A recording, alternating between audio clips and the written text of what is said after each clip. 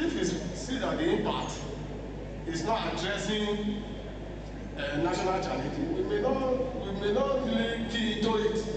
So that is just the truth. Thank you. Thank you very much, sir. It's a round of applause. These questions from the audience will be called for any time now.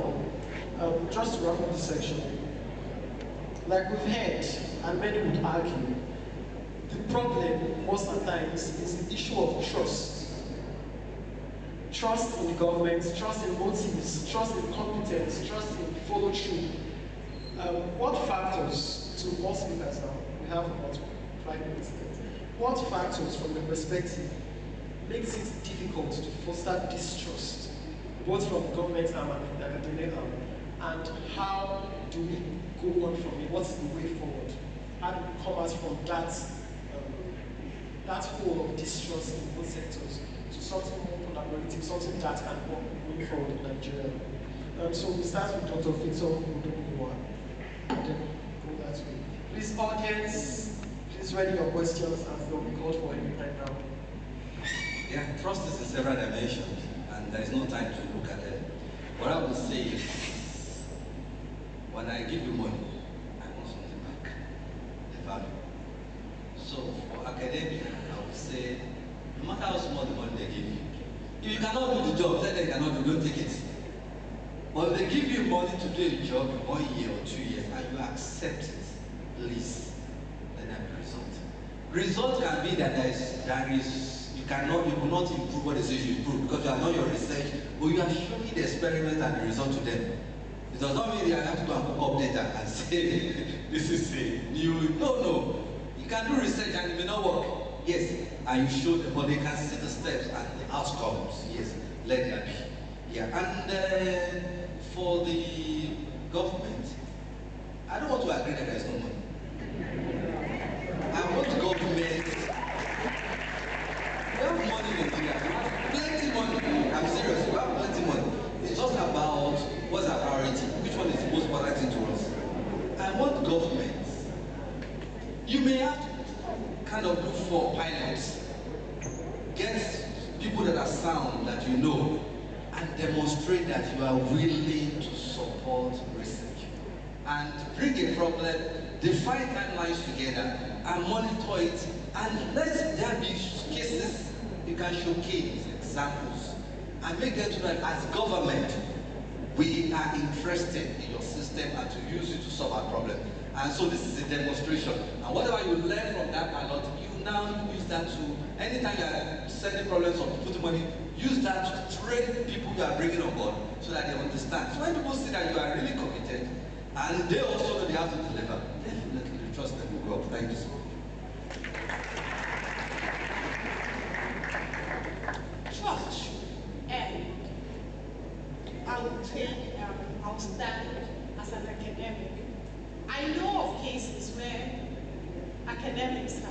proposals on how to solve some of the problems and present to government. As long as you are not in the kitchen cabinet, you are not in that political party, whatever you have brought is dropped in the trash.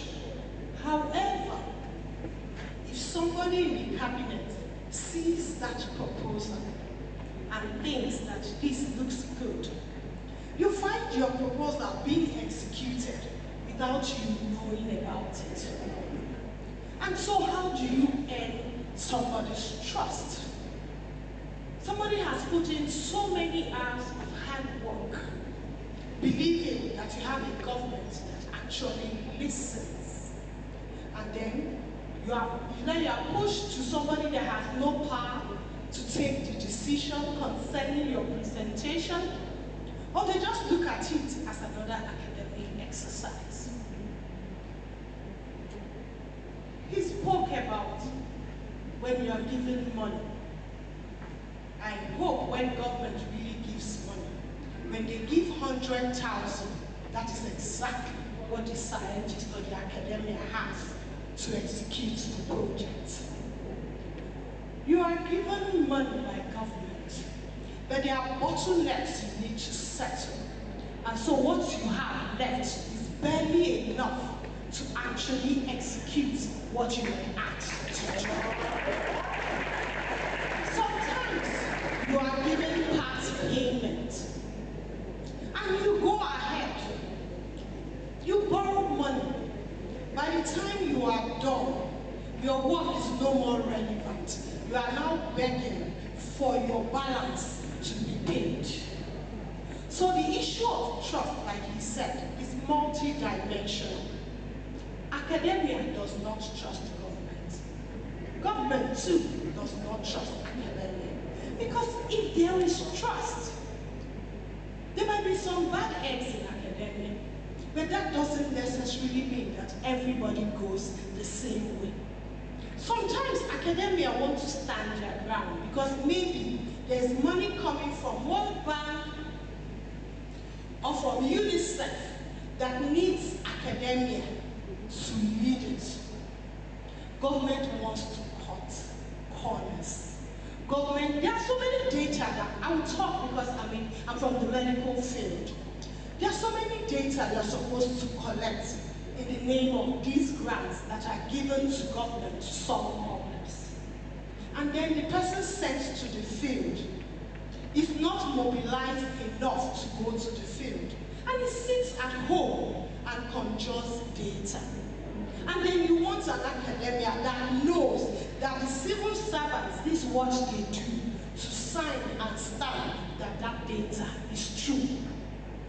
When it's time to execute projects, a lot of times with government, academias, they are just figureheads. When it's time to spend money, the academia doesn't know how it is spent. But they are supposed to be in charge of certain projects in the name of government.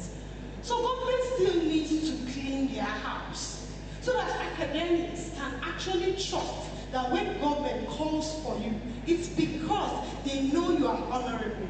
You are a man or woman of integrity, and that when you step forth, you will get the job done. A lot of academics get international grants, and they get jobs done. So why is government's own different? Nigerians generally excel anywhere they find themselves, except in Nigeria. So when you look at a problem, if the environment is good, Nigerians will do well. He said something that government does not have money. Nobody has money, no individual. We all have our needs, our wants, but even in our families, we prioritize. Now, there's so much wastage, and then you expect that when you invite the academia, they should come and do pro bono. Nobody does pro bono when there's a lot of waste. You do pro bono when there's a need for it. That's because the service cannot be afforded. You don't do pro bono to somebody that is wasting money. Thank you.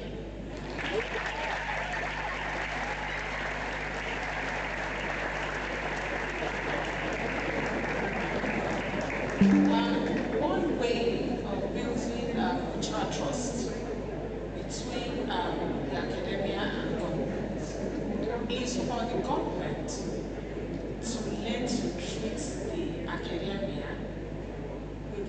respect and dignity that they deserve. Over the years, you would have observed that we have had multiple strikes because we want to be appreciated. We want to be given a bit of value for our work. The fact that in spite of several promises that have been made to members of the academia, those promises have not been kept, has underlying, makes the academia to treat governments with underlying distrust in everything that they do. And when the government representative was speaking, he talked about they should come to them. This is because there is no structured communication mechanism for members of the academia to interact with government. You can imagine a professor who is engaged in research that he knows will be beneficial to government, going to an office and he's kept waiting for about 5 hours to 6 hours because he wants to see a government official. That does not command mutual respect. Talking about researchers wasting in shelves like engineering and all that is something that should be expected, because one would expect that governments should partner with universities as far as monitoring research is concerned, and government should also be interested in funding research that they feel will positively influence their policies and provide solutions to the problems that they are dealing with. Is anybody interested? Nobody is really interested. If we want to be honest with each other, most members of the political class, they are not interested in our research. As soon as they come into positions, before they are settled, all they are thinking about is how to perpetuate themselves in offices. So if you have that kind of climate, how does a researcher start wasting his time for a person whose motive he does not trust? So all that are underlying issues as far as academia and government partnership is concerned. So unless we have a new orientation, a new experience as to making government realize that in most countries where things are working, government is partnering with members of the academia. You cannot see them as people who are poor, people who belong to the lower class, and they expect them to expend their energy to further what your objectives are. So what members of the academia are doing largely is to concentrate on their research with a view to getting promotion in the university and any higher wages so they can put their body and souls together. That's my contribution. Thank you.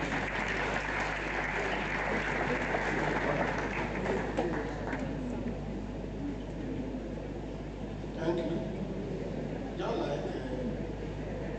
like they said, we are in position to accommodate any researcher, because we are not, as a government, we drive the policy. We are not into research. It's the academia that have the ability to research.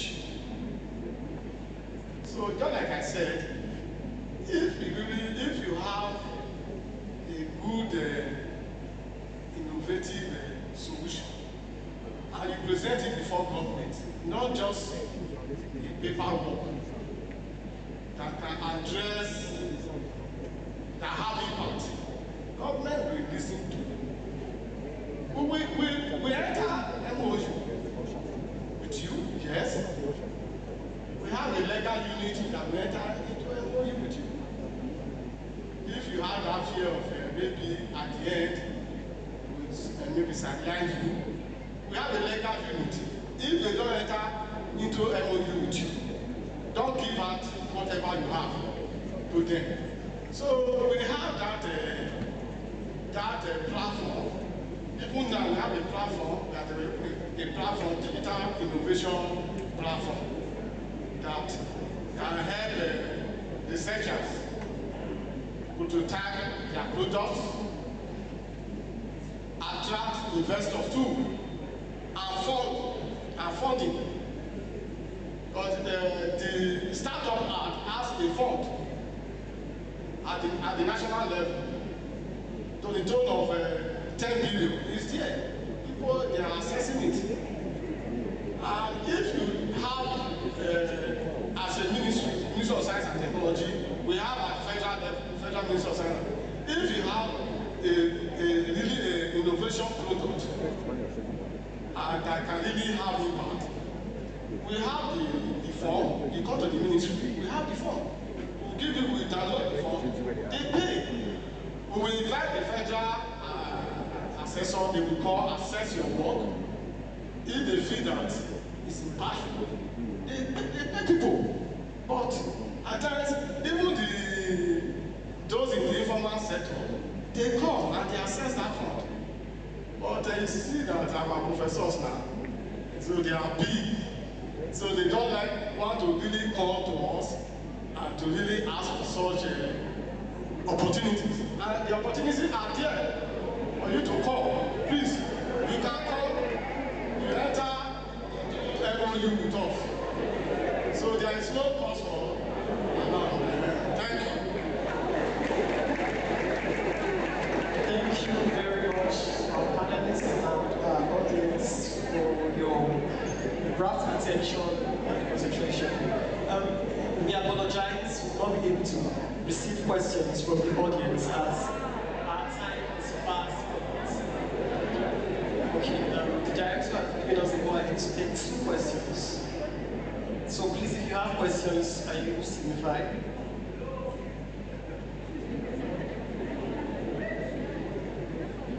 One. Do we have any students with questions? Okay, 1 and 2.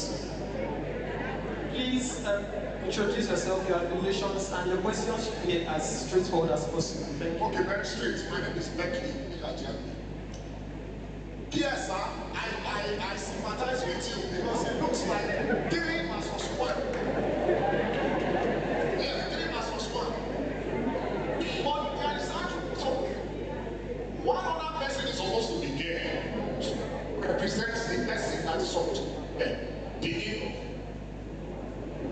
industry. I'm a businessman. You fight. You don't trust academia. Academia does not trust you. Me, I don't trust you too. I don't trust your friends. I don't trust academia because a lot of them fake results. How can you help me? That's the question. How can you help me? Because there seems to be serious trust deficit in the industry. We don't trust you. I don't trust government. I don't trust us. Thank you very much. The second question. Okay. Good morning, everybody. My name is Olufemi Bolakun. I'm a 400 level student of the Department of Production Engineering, University of Uniben, of course. I so much appreciate you for calling on the students. So, my first question, sir, so anybody can answer my question. Yes, what is the place of students in research making in the first place? Because when we say we are looking for synergy between academia and government, I believe so strongly that students are also part of the academia. It's not just professors and professors. So my second question, or even as regards that, so I said, what is the place of students in research making? Or are students welcomed in the world of research?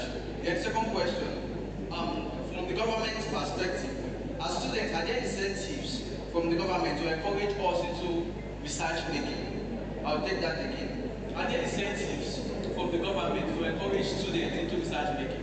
The third one, Prof. Odumuyiwa, you said you made a statement as regards if we know the priority of the country. So I want to ask, also, how can we know the priority of research, or how can we know the priority of government in research making? Because if we don't know, you did not tell us, and we will still keep on making research. research maybe in the wrong direction or something. And lastly, I'm asking this. I'm so sorry, I just had to ask. So, and lastly, this is directed to the university.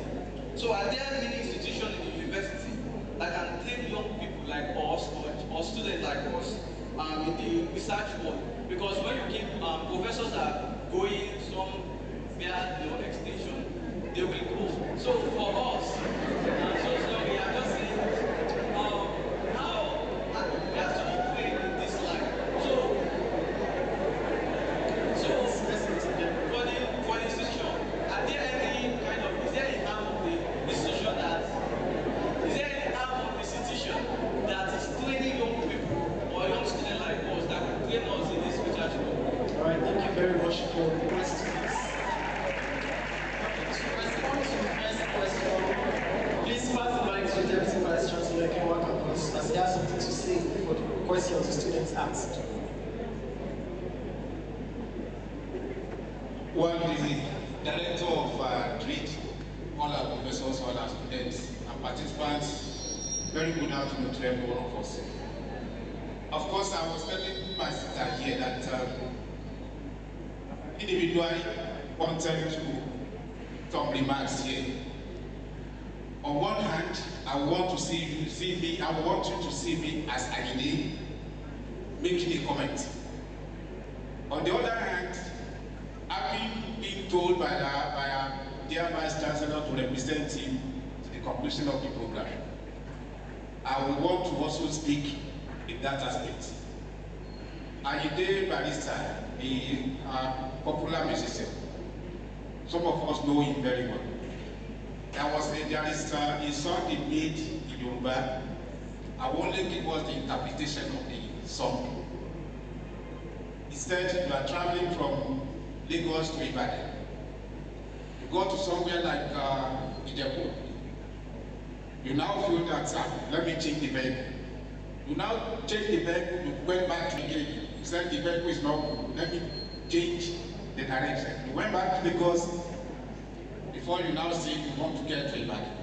I'm using that one to explain the kind of things that we have in government service.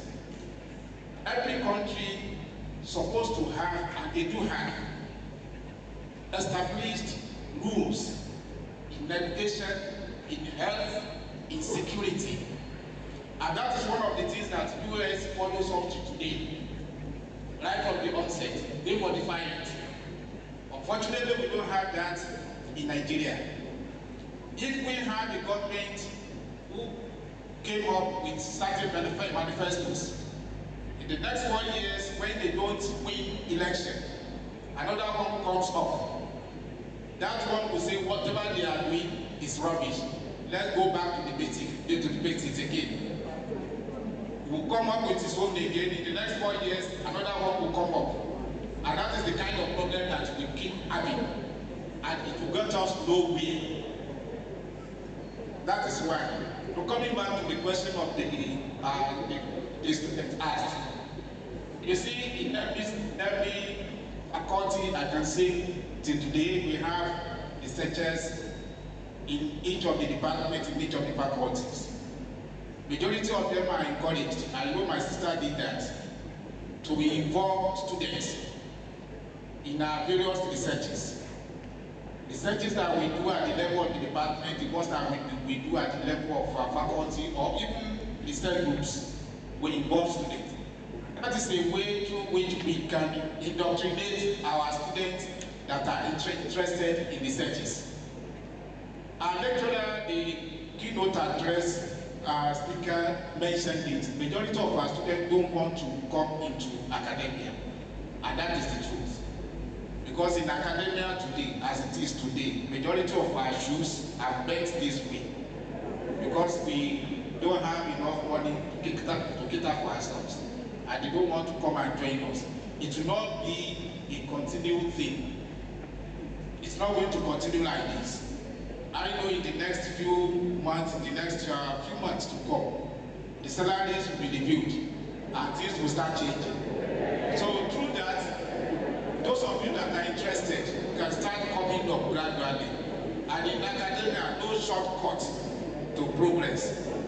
no shortcut to higher levels. People that run through shortcuts, they eventually get caught up somewhere. If someone is an assistant lecturer here and he has 2-3 publications and he feels that in another university they need position of lecturer 2 or lecturer 1, he feels he has the requisite number of papers, he moves from here to that place, jumping lecturer 2, going to lecturer 1. The kind of requisite training that you're supposed to have while you are lecturer 2, you've already missed that. And nobody could come back to teach you. So when you get to the level where you need it, you start scratching your head. There is no shortcut to progress. Thank you very much. Thank you very much, sir. We'll be taking the response from the question asked to the government representative. Let me speak to the man from the industry. Yes, you made the point. However, if you are from the industry, you are the person that the government is always bridging the gap between academia and industry. That is the role of the government, to bridge the gap. There's always a gap there. Because they cannot go directly to the industry, to the academia. They pass through us. There's always a channel of communication. If you have identify any problem in your industry, you have any problem you want to solve, you pass through us. And we will now move, because they will not still have confidence in you as a person. However, they will still have regard for us, because we have that all it takes to project the innovation. So if government is part of it, it will be fully recognized. Once you identify a problem, you come to us, and you are the one to fund it. It is, yes, you check it out. It's not government, because it's your own project from the industry. You have to fund it. It's not government, that is the truth. You have to do the funding. You have, because it's your business. We will only give you the backup, the kind of, we will only give you the backup. You have to fund it, it's not government that is funding it. We will only give you, we will only guide you with our policy. We guide you with the policy, but we have policy formulation. It's not we that will fund it. You have maybe a product you want to develop and you want to improve. You are the one to fund it. It's not government that is funding it. So you should get that one. That's the truth. As in any place in the world, just like our doctor said, you see much of the research now is going on in the industry. Who is funding it? Is it the government? It's not the government that is funding it. We know that it's you that is funding it. You take that problem to them. So it's you are the one funding it. To the students, in fact, you are very unique to us. We see you as one of us. You come to our ministry every time.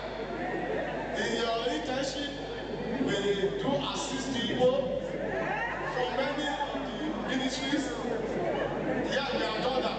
Maybe some of you, maybe they are not here. Personally, I have done that. If we don't have vacancy in our ministry, you come, I will take you to the ministry that is appropriate, that you can really do it. That you need to acquire skill that will really drive your potential. So anytime you are, maybe you have, you need the interest, you come to us, we can always direct you. What we are saying, the students, they are creative. Anytime we have an annual science fair and exhibition on yearly basis, the students, they always come to showcase their product. They come. And their innovations. Very amazing. Many of them, we have taken some to Abuja.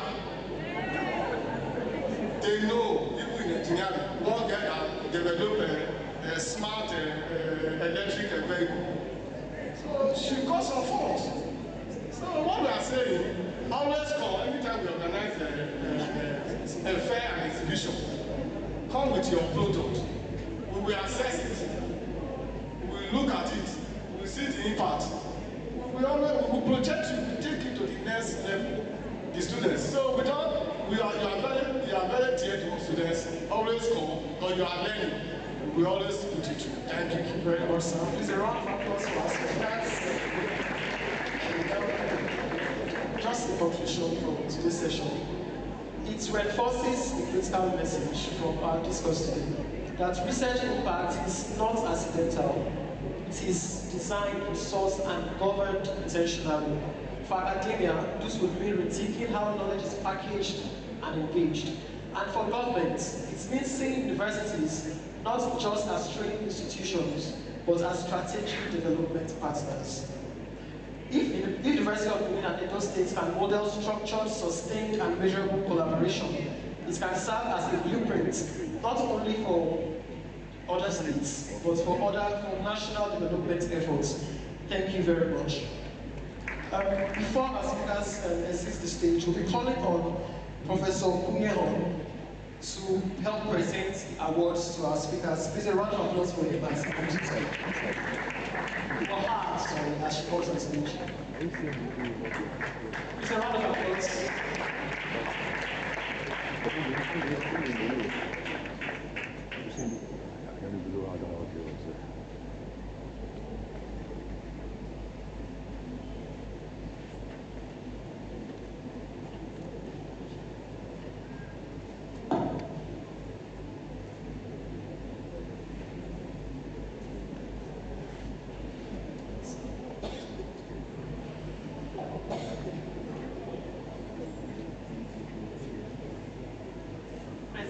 Award to you, an award of excellence at the center at the Uniben Annual Research, Innovation and Enterprise Conference today.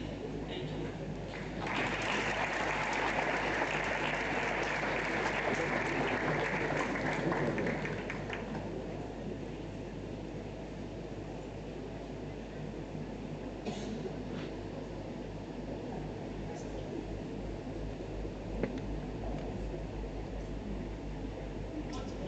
Award to you, an award of excellence as a distinguished panelist at the Uniben Annual Research Conference and Innovation Fair for driving meaningful discourse. Congratulations.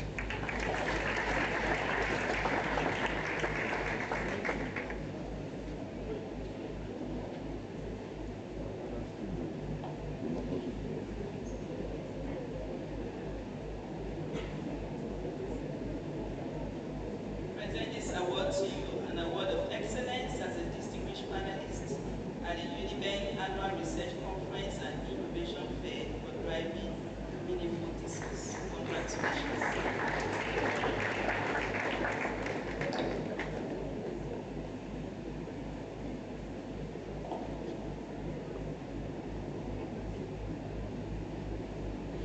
We present this award to you, Honorable Etinosa Bebu, as a distinguished panelist at the Uniben Annual Research Conference and Innovation Fair for driving meaningful discourse. Congratulations.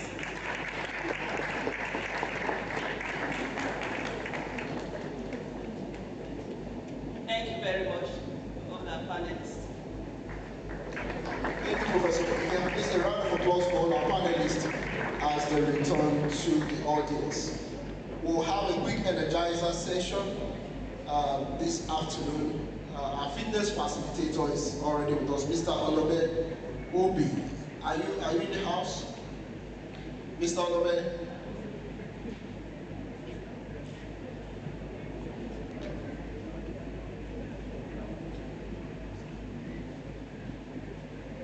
Is our fitness facilitator around? Okay, please a round of applause for him for the aerobics. 5 minutes.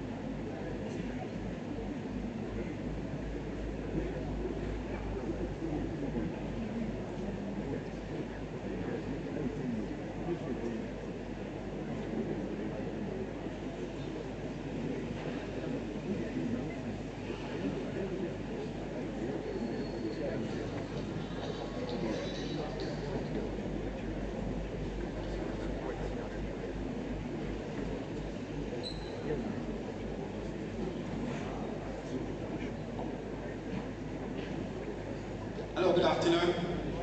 Starting on existing protocol, I'm here to energize you, and everybody will be involved. Everybody will be involved. Discovered that for the past 2-3 hours, you've been sitting down, and it is not okay for you. Most times you sit at home, watching TV, you sit down for hours. You sit down in your offices, you sit down for hours. At the end of the day, when you stand up, you start feeling pains in your body. You will not, initially you will not move freely. You will start out a little. Because the muscles are not getting enough blood supply. The muscles are inactive. And so, because you are sitting down like this for the past 3 or so hours, we're going to do something. Everybody's going to stand up.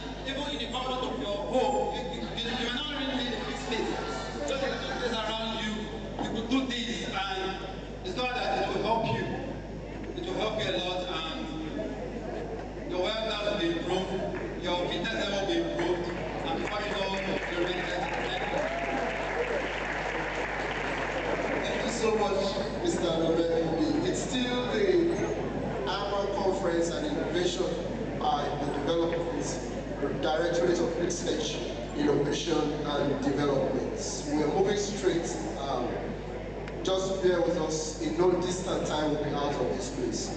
We'll be having a featured talk now, which should be delivered by Dr. Afiz Oluwatoyin.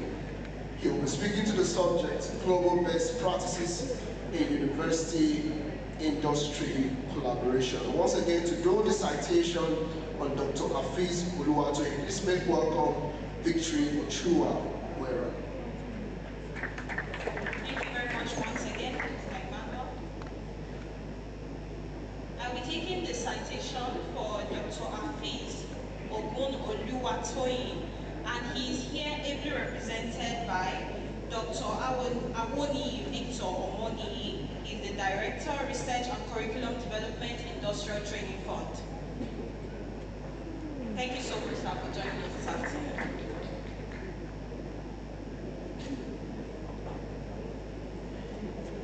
Dr. Hafiz Oluwatoyin is the Director General and Chief Executive Officer of the Industrial Training Fund, ITF. He has made outstanding contributions to training, skills acquisition, and human capital development, expanding ITF's training programs and introducing innovative initiatives such as the Skill Up Artisans Super Program. He was recently conferred with the Fellowship of the Nigerian Institute of Training and Development, NITAD, in recognition of his work in advancing human capital development. Distinguished guests, ladies and gentlemen, I present Dr. Hafiz Oluwatoyin, ably represented once again by Dr. Awoni Victor.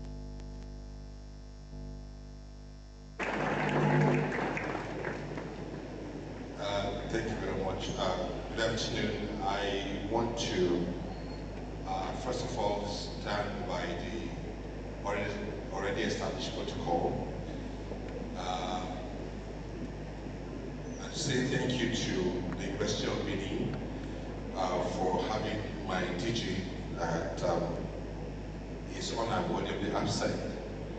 The teacher would have loved to be here this afternoon because he's an alumnus of the University of Benin, graduated from Benin here, and Benin is home for him.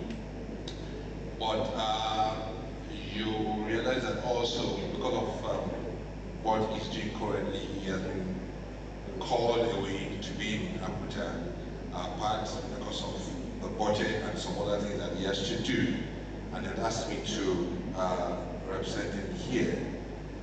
That's one. Two, I will just also quickly also say that I just Victor, yet I don't have my PhD yet.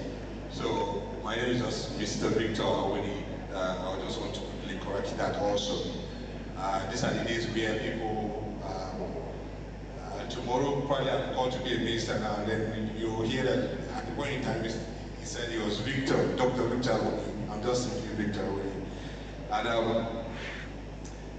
also want to quickly say something that, my namesake here, Dr. Dubio had done a very great job of what he has said in presenting his papers.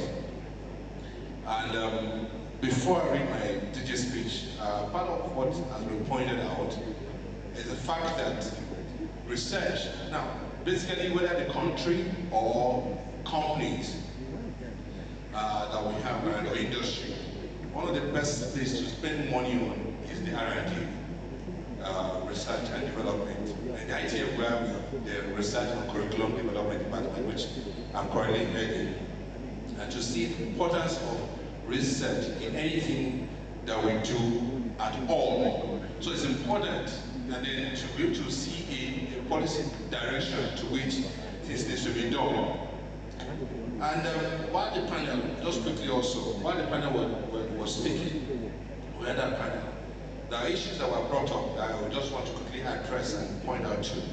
One, I heard the professors talking about, when you want to have solutions and then have a signal, you have people that can get into. A key part of what we need to learn also from the academia is that there's what we call a lobbyist.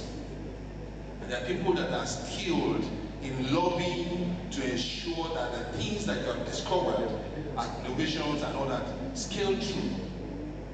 If we, some of this, there's no one that can, You say, respect to my prof sister, I said she's not a politician. There's nobody that's not a politician. Because even in their house, there are politics that are playing. So we must learn how to lobby people. There are people who are called people in every organization, whether university, whether at home, in the companies, they are gatekeepers. I give an example at home. There's a child in the home that when everybody wants to go for picnic, they will say, go and meet daddy. And then whatever that girl or that boy says is case true. And the company also, there are gatekeepers like that. There are people that know that have the key. In some companies, the gatekeeper can be a driver.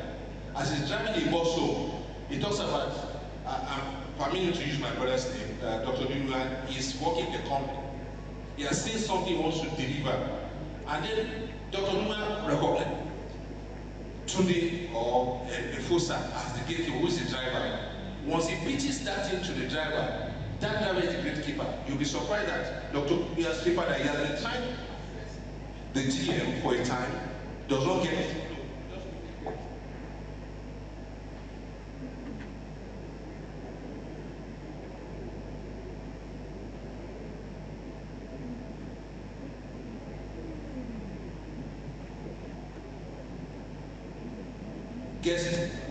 That's on one side. So we must know how to have that. And then for their priorities that needs to be set, both the academians and all that. So when you have a project that is given to you, in the basis of trust, trust is very key.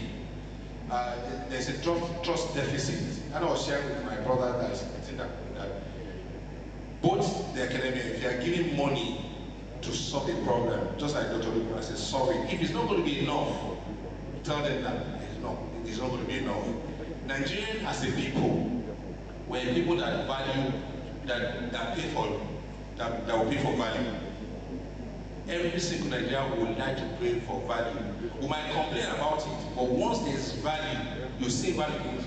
There's no single Nigerian that don't like good things. Everybody, like when I was doing service, everybody likes comfort. We want to pay for value. And lastly, what I'll say that on that value is that Brian Tracy is create your own future. It says, anytime you have a business idea, don't seek money first. It says, seek to add value. When you seek to add value, the money will follow. So we must always seek to add value to everything that we do. On that note, I would just want to quickly read the speech from the Director General, Dr. Afeez Oluwatoyin, the Director General of the Industrial Training Fund, at this conference on innovation as organized by the Directorate of Research, Innovation and Development, University of Benin, Edo State. Topic on global best practice in university industry collaboration. I already said I want to stand by the already established protocol. Good morning, ladies and gentlemen. Good afternoon now, because we're already in the afternoon. It is with great honor and privilege I am here to deliver this keynote address at this research conference, an innovation fair organized by the DRID, University of Benin. I wish to commend the university for this timely initiative, which reflects a deep understanding of the role of research, the role research and innovation play in driving good development. There's no country, there's no company that will actually grow without research. The theme that is, I'm speaking on global best practice in university industry collaboration is both relevant and strategic. It speaks directly to the urgent need for Nigerian universities and industries to work together more deliberately in transforming knowledge into economic value and job creation. My brother that spoke about industry said something that he doesn't trust the academy, he doesn't trust government, and he doesn't trust. So there must be that between the industry and us, the university. This is my own addition also to know that that is one of the reasons why government in itself, because the PS said something about government driving policies and all that. That's one of the reasons why we have the CWES. that have been created, partly to be able to bridge the town and then the gown. To bridge the town and then the gown. Now you can say for a fact that the former governor of Ogun State said he had the business ideas of having the elevator business that he's doing. That's Governor Daniel. During the time when he was doing his industrial attachment in the company, that's when he got the idea. So there's that always bridge. Now, the partnership is not only desirable but indispensable for any I've already said that. Now, so we must collaborate. The companies, the universities, and then the industries must work together. This partnership is not only desirable but indispensable for any nation that seeks to compete in today's innovation-driven global economy. One, the imperative of university-industry collaboration. Across the world, universities and industries are two critical elements of development. Universities generate knowledge and produce the human capital required for growth, but industries apply knowledge to create products, services, and wealth. However, in Nigeria and many developing nations, there remains a significant disconnect between these two entities. Universities are producing graduates in large numbers, about 600,000 annually, according to the National University Commission. Yet, industries are struggling to find workers with the right mix of skills, particularly technical and practical competencies that drive productivity. I remember that when Dr. Odumio was speaking, he said that when he was, that niche job was created, there are people that they have to also, apart from their being graduates, they have to put through training. So training is separate from the education that they have. And that's very, very important, and training will give you the skills. Recent labor market data revealed that only 17.4% of Nigerian graduates secure employment within their first year graduation, while over 70% of employers report difficulty filling entry-level roles due to lack of job-ready talent. Furthermore, a survey found that 85% of Nigerian graduates have no digital skills, a major deficit in today's technology-driven workplace. What are the implications for these statistics? The implication of these figures is profound, both economically and socially. They point to a massive loss of national investment in education. Governments, parents, and society at large invest substantial resources through public funding, tuition, household expenditure to train these graduates.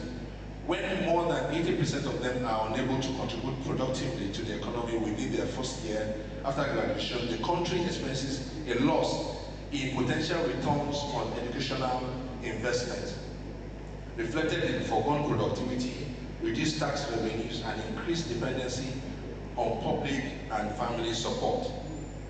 Beyond the economic cost, this mismatch between graduate output and employability erodes confidence in the education system and heightens graduate frustration, with implications for social stability. It underscores that education without employability is an incomplete investment. Unless universities align their training outcomes with industry skill needs, the nation will continue to produce graduates who add to unemployment figures rather than to national output. Therefore, these statistics are not merely a reflection of unemployment, they are indicators of inefficient capital deployment in human development.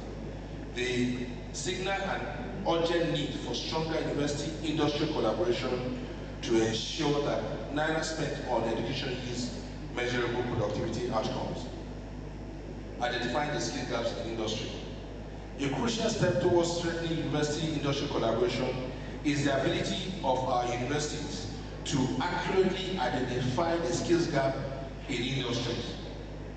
And a few years back, the Industrial Training Fund had a collaboration, a research work that was done with Uniben that critically opened up that there is a lack of labor market information system that was usable back in Nigeria. There was a lot of gap also. There was no follow through to see the performances of the universities and the polytechnic when it comes to the education system. So the universities must accurately identify skills gap. And that also speaks to part of what we're seeing here today. For a lot of us that have graduated, we've written research projects and all that. How many of those research projects actually sees the light of day? They are, like we said, they are just like books on read. We write projects. There are many people in 400 and 500 level and writing projects. What are they tailored towards? Most of the time, the university just write a mathematics teacher was saying to a student a long time ago. He solved the problem on the board, and the teacher says, "We do not understand." He says, "Copy the question, copy the answer, just to pass." Now, for most of the researches that are done, it is just to fill the libraries. You have 4 copies, and then they are not meeting the needs of the industry. They are not meeting the needs of the society. So we need to change that narrative. At the Industrial Training Fund, this principle has guided our intervention over the years, researching before we carry out things that we do. We recognize that to equip Nigerians with employable skills, we must first understand where the gap lies, or where the gaps are. Accordingly, we have continually emphasized this conduct of skills gap assessment through various methodologies. We had skills gap assessment for the cotton industry, for the cotton and textile. We've done that for the construction industry. We've done that for the health sector. Even as on a local, as a government agency, we carry out our researches and all that. And that has led to a lot of interventions. We've done industry consultation and survey. We've done job and task analysis, searching before market information system to track employment, we recognize trends, and then collaborative research with universities. We did most of that with the University of Georgia on maritime upskilling for the maritime industry. Now, the findings from the ITM-UNIDO joint research, I mentioned that earlier.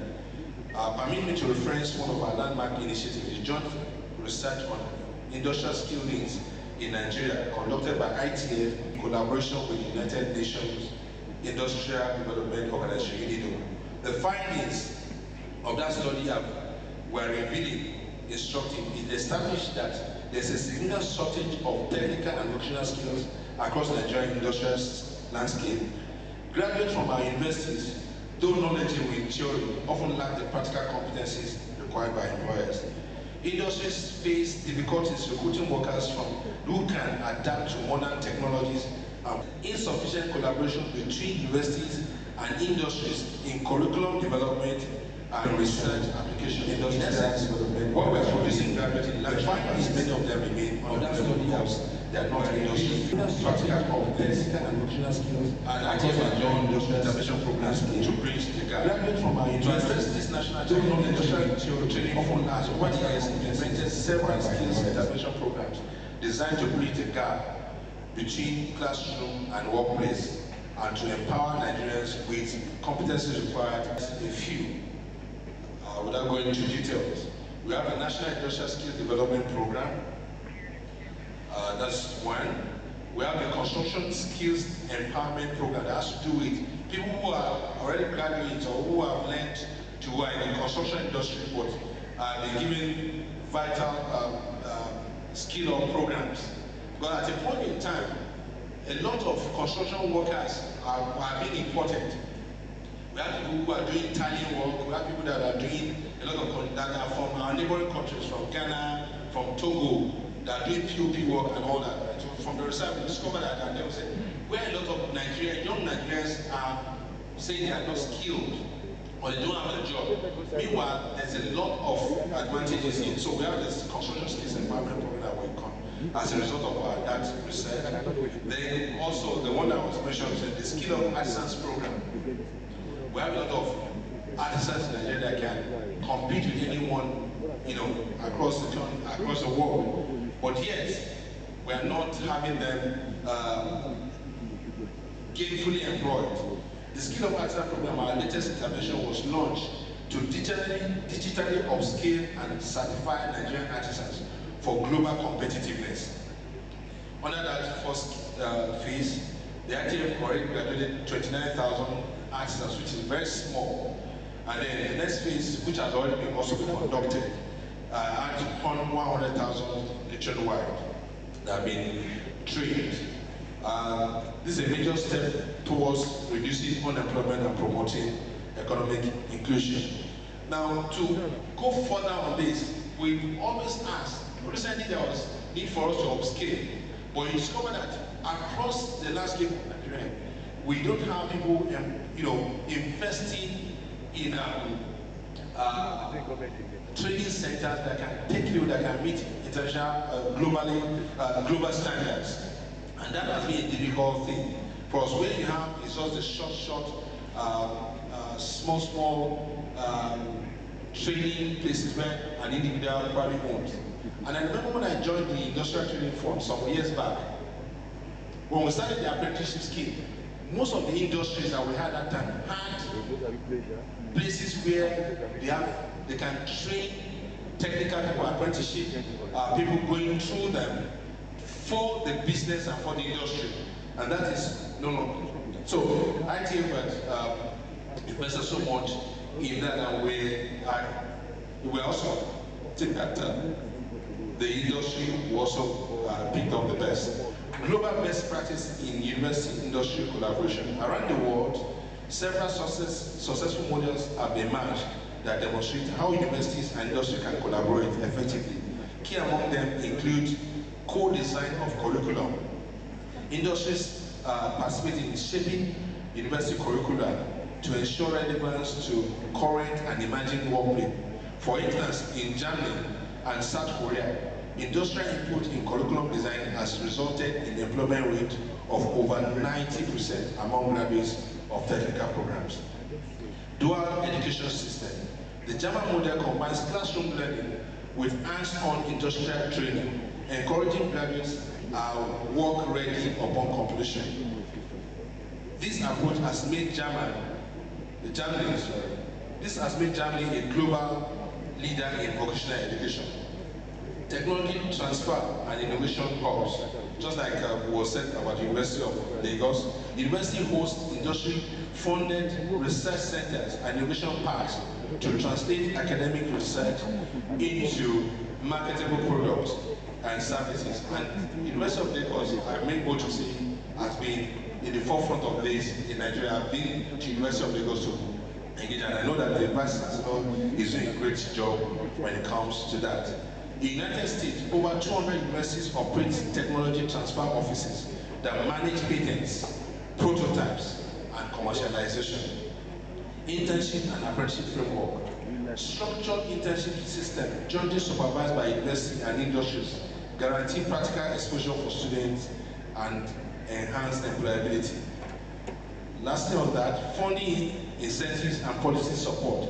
Government in countries like Singapore, South Korea incentivize research partnerships through grants and performance-based funding tied to innovation outcomes. These models have been instrumental in transforming their economies, and they provide a roadmap for Nigeria to follow.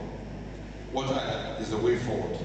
To ensure that Nigerian industry collaboration achieves similar process, I propose the following action points. 1. Institutionalize regular skills need assessment through partnership between universities, ITF, NUC, and industry bodies. Number 2. Establish university industry liaison offices to coordinate linkages, internship, and research collaboration. University and industry liaison offices. Revise university curricula, technical, digital, and entrepreneurial training. Number 4, encourage joint research and innovation projects that address specific industrial challenges. And that was emphasized in the paper, the first keynote address that was presented by Dr. It must be things that solve needs within the society.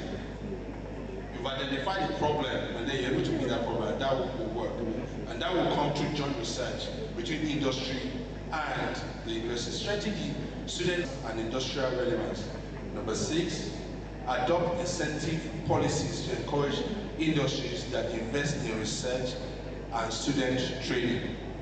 In conclusion, distinguished ladies and gentlemen, the future of Nigerian development depends on how effectively we can bridge the gap between the knowledge economy and the productive economy. Universities must evolve from being purely centers of knowledge to becoming active partners in industrial innovation. Industries, on their part, must see universities as collaborators, not just as sources of labor, but as reservoirs of innovation. At the Industrial Training Fund, we remain committed to building that bridge through our research, through our training and skills development interventions. We invite the University of Benin and other tertiary institutions to collaborate more closely with us in identifying skills gaps, designing responsive training programs, and preparing our youth for a competitive global market. Together, we can create a future that every graduate is skilled, every skill is relevant, and every innovation drives national growth. Thank you. God bless the University of Benin. God bless Edo State. God bless the Federal Republic of Nigeria. Thank you.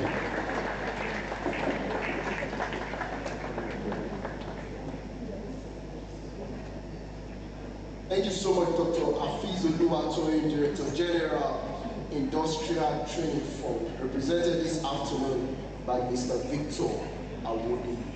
It's still the annual conference and innovation fair put together by the Directorate of Research, Innovation and Development. I want to thank all our distinguished participants for your attention and for being with us this far. Please celebrate yourselves this afternoon.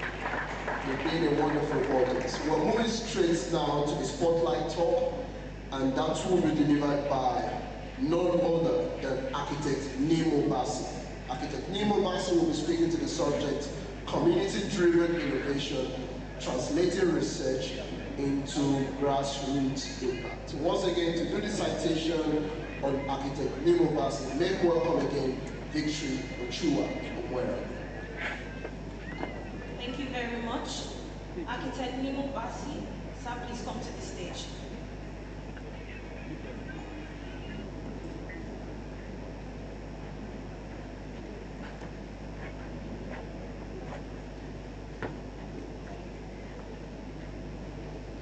Architect Nemo Bassi is a Nigerian environmental activist, architect, author, and poet who has championed environmental justice across Africa for over 3 decades.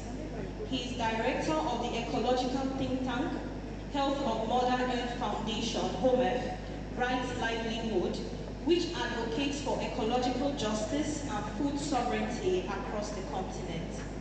In October 2025, he joined the board of the Right Livelihood Foundation LinkedIn, where he served a 4-year term. Architect Bassi co-founded Environmental Rights Action ERA, also known as Friends of the Earth Nigeria, in 1993, and served as its executive director until 2013. He chaired Friends of the Earth International from 2008 to 2012 and has been instrumental in developing Oil Watch Africa and Oil Watch International, networks connecting communities resisting fossil fuel extraction across the global south. His environmental advocacy has earned him numerous international recognitions, including the Right Livelihood Award 2010, the RAFTO Prize 2012, and designation as one of Times Magazine's Heroes of Environment 2009. He has received honorary doctorates from universities in the United Kingdom and Canada, and was awarded the University of Michigan's Wallenberg Medal in 2024. Architect Bassi is the author of several influential works, including To Cook a Continent, Destructive Extraction and Climate Crisis in Africa in 2012, and Oil Politics, Echoes of Ecological War, 2016, alongside poetry collections that weave together environmental themes and social justice. Ladies and gentlemen, I present architect Lee Obasi.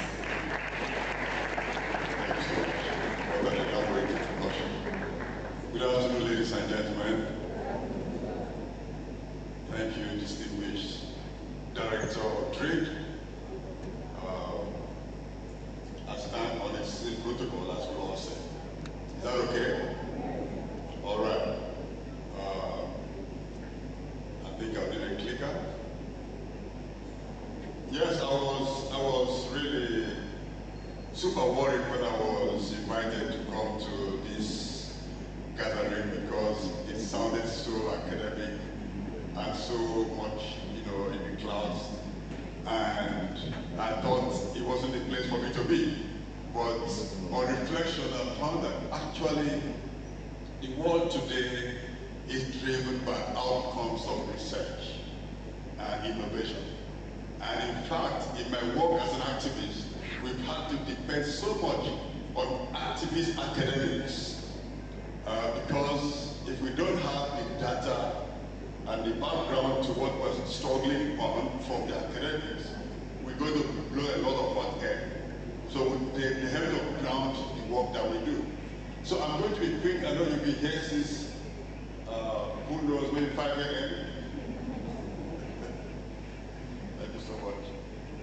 When you have the speakers, sometimes you be pointing at the screen, whereas you should be pointing maybe at the computer. Where is the computer? Somewhere there. Okay. Now, does somebody help me to make it move? All right.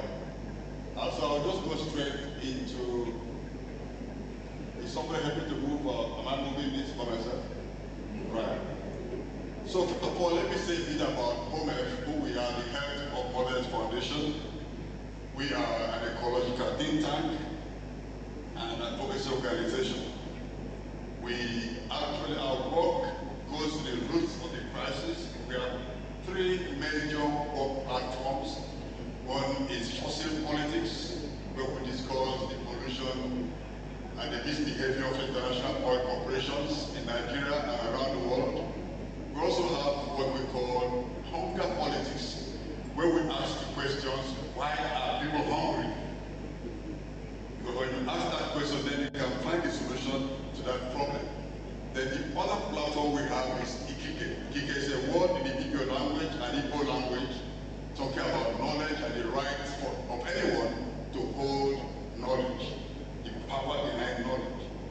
And then recently we started the Culture and Environment Desk, which relies on learning from arts, from poetry, from fiction, from drama, from song, to derive tools for environmental campaigns and generally for campaigns for justice. Now, as an activist, as somebody, always, activists complain a lot. You agree with me?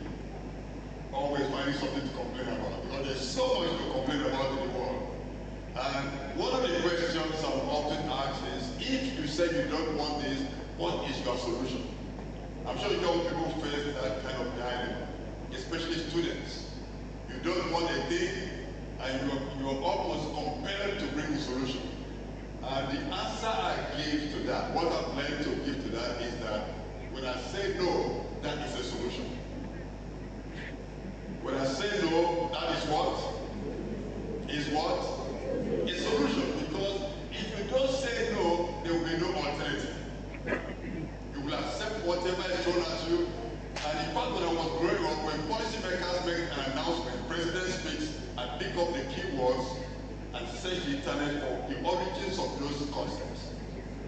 And sadly, I found most of the time that there was no innovation in the speeches. They were just copying what had been said somewhere else and what other governments have done and abandoned, some of which have failed. And so saying no is extremely important for young people and for researchers. And now, please look at that photograph. is a pot on a tree. This photograph stands for me an example of research that is outside the laboratory, outside the library, outside the classroom, but on the streets, in the farms, and in everyday life. This is why it is questionable when somebody says, I'm not a researcher. Everybody is a researcher at some level. Because if you're a cook in your home, and you found that certain combination don't give you something, you go to change to get the combination that you want. That's a kind of research. But you don't talk about that here in the University of Uniben. Do you do that? Yeah, no, you don't do that. Of course, you shouldn't do that. Those who want to learn to cook should go to cooking schools. And not experiment with salt and pepper and create crisis in the home. Now, I took this photograph in Wayabuya, in northern Burkina Faso, when I went to study the works of a farmer there called Yakuba Sawadogo. Now, if you want to learn about that man, I asked your Google for a documentary called The Man Who Stopped the Desert. Now, the man passed away 2 years ago, but I was so privileged to meet with him on his farm. He's not such a farm, he created a forest in the Sahel. And when I got there, spoke with him, I went to the Ministry of Agriculture to speak to those who were training young people to go into that field. How could they support this old man and his forest in that territory? And they said the challenge they had was that the forest was too deep for the Sahel. And I said, but that's a good problem. That you have a forest that is too thick in the Sahel. In northern Nigeria, we are having the certification, and the location I went to in Burkina Faso is higher than many of the regions in Nigeria that are being ravaged by the Sahara. So if the Sahara is marching everywhere across the northern part of across the Sahara belt, how come that forest will stand in that place? And so I found that this man had learned a lot of basic things, both from traditional indigenous technology and from his own good sense. And so he put that pot on the trees, on his forest, and put water in them. So birds were coming from different places to drink water. Interesting? That's half of the story. The real story is, as the birds were coming, they were bringing seeds from different parts of Africa.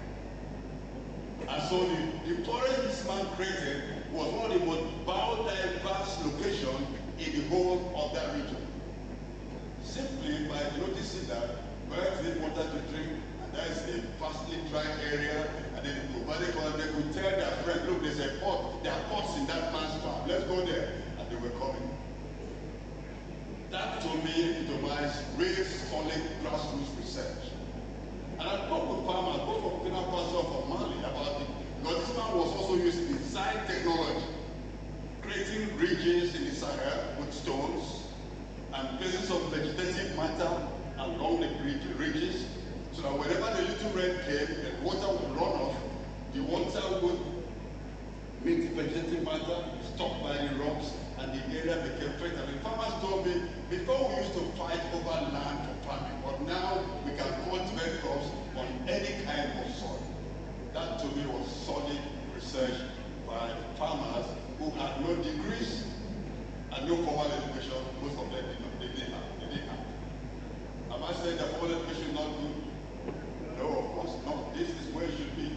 This is the place where it should be. So we should make education free and compulsory. That's what I think. Okay, so the other question in the circle that I work in, we ask ourselves, the research that we do, who is it? Is it for somebody or with somebody? This is where participatory research is important. Research must be with those who need the output of that research, not for. If you do research for people, you are going to do what our brother was talking about a few minutes ago, researches that don't really have impact on the lives of the population. Because you're researching on what you think is important, but people are looking for what really matters to their life. So if you're doing research with the people, the tendency is that you're going to bring up the things that really matter.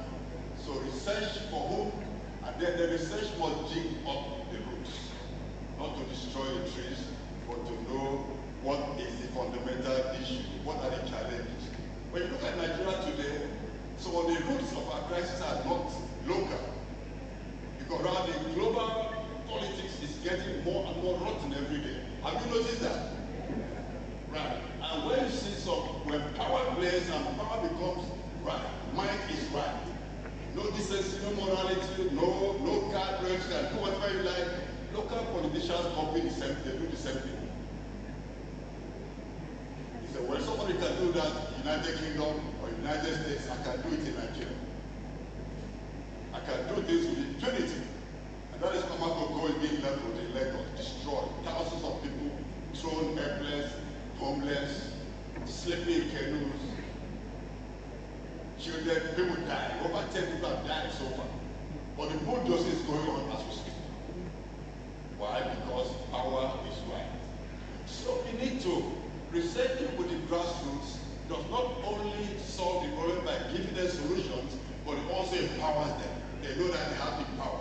They can also bring up these ideas that can be upscaled and replicated, and it strengthens the communities and makes them stand stronger. I was talking about the problem of bringing up and fighting against the imbalances in society. Research must help to tackle the imbalances in a society. Industry is good, but industry is killing me is not good. Am I right? Am I right? Oil is good. Oil brings a lot of petrodollars in Nigeria. But if oil is killing me, is that good? Now, life expectancy in Nigeria is 41 years. I know some of you students, 41 years, that's very young. That is what some of us who are older are more or less living ancestors. Because life expectancy in Nigeria is 56 years for women, 53 for men. So minuscule, so shameful. Why? Because of environmental degradation, which is across the nation. And so when politicians say we'll destroy this community because they're shanty, the whole nation is almost like a shanty. Why don't you destroy the whole nation? Okay, but I'll move forward. I promise to be quick. Now, for research to be effective, participatory, and to address the issues, the researcher must be embedded in the community. You can't come, you have to be part of the community. You have to live with them, research with them, and I'm going to give you examples of researches that my organization has been involved in, which I believe illustrate this point. The first is the research that we do on food on our market shelves to identify products that have genetically modified organisms which we campaign against and which we believe are not natural and should not even be permitted except in the laboratories and in confined field trials, if that can be confined. And so we have activists and regular people who are not activists to go to shelves and read the ingredients on the materials on the market shelves. And then they will identify for us which ones have GMOs. And we publish them in reports which you can find on our website with pictures of the products. Some of the products are very popular. Some biscuits that we give to our children. Material used in making cake, vegetable oils. Many of them have ingredients made from bioengineering. And because we don't read the labels, we don't even know what we're eating. And so we have that research every year, what is on our plates. It helps us to prove a point to the regulatory agencies because they say, well, there are no GMOs in the market shelf, we have not approved any, we haven't approved any, but they're all over the shelves. And we can show evidence. We found them in Minicity, find them in Lagos, all the cities we've researched, we found those products. So you can do your own research. You can do your research and see, it's like magic. This is like magic. I have to do several times to get into focus. Now there's this research I would like to talk a bit about. We call it the C7. It was a collaborative research we did with 3 NGOs in Africa and an Italian group about coastal communities of West Africa. We examined 5 communities in Niger Delta, 5 states in Niger Delta, and some coastal communities in Togo and Senegal. And these have been groups challenged by sea level rise, coastal erosion, challenged by coastal pollution, loss, salinization of water bodies. In Nigeria, we find some communities that are having serious coastal erosion. They're losing up to 80% of their territories already. And some, they're on the verge of being washed away to the ocean. So you go to some communities there, somebody will tell you, my father's house used to be where the Faculty of Science was there, but now that is in the ocean. And so you just be pointing like imagination. And so we discussed with them what are the challenges of facing, and we had this research. Our researchers stayed in those communities and came up with coping mechanisms, which now led us to the final phase of the project, which was supporting the communities to institutionalize those coping mechanisms. And one of the things we did was to support them to set up cooperatives so that they work together, like give them some seed money to start cooperatives, and then some of them started economic activities like in animal husbandry in particular and farming, which we are following up to see. So it was not just a research to gather facts, it was a research that led into action. And the action was determined by the communities who participated in the research. And they decided what they wanted to do. And of course, after the projects were established, they are the ones running the projects. I feel like concluding. What does that give? There's this research that we did examining the quality of water in the Niger Delta. In fact, somebody was did for us a study, a professor in Uniben, a study of waters that people drink in many cities. Especially a study of the pollution from the soft drinks companies in many cities and what that means in the water supply in the city. And you'll be so shocked at the level. This is a catalog of impunity from mostly international and local oil corporations who are simply just polluting the environment at will. And then well, I think I need to be less assertive better. But let me give one example about the impunity of oil. You heard about the coding, the cleanup, the effort that they made, and that is going on. It's continuous pollution elsewhere. Off the coast of Ondo State is an oil well that blew up more than 5 years ago. It's been burning and spilling daily, continuously, since they not stop. As we speak, it's burning off the coast of our community in Ondo State. And so there are things you don't need to search for as a bee in the hairstyle, things that you don't need to research for with microscope, that are right there what you can see with your eyes, and yet no attention is paid to that. But let me just applaud the Bayelsa State government. Bayelsa State government some years back created Bayelsa State Oil and Environment Commission to study the environmental situation in Bayelsa State. They had academics from the United States, from Nigeria, from the United Kingdom, and other civil society players. And they published this report, which you can find online and download, and I recommend it very highly. It's called an environmental genocide. Genocide is intentional, persistent destruction. It's not, genocide doesn't happen by accident. And so when they gave this title to that report, it showed that the environmental degradation and challenges in that state, which could be used as an example of all the states in the region, is not accidental, it's intentional, because somebody is profiting from pollution. If I pollute a river, use a river as a waste pipe to dump my waste, this I've more or less privatized, I'm now under water body. For example, if you go to Brass, there's a long, about 40 kilometers, maybe not up to that. Sometimes I tend to exaggerate. Is that okay?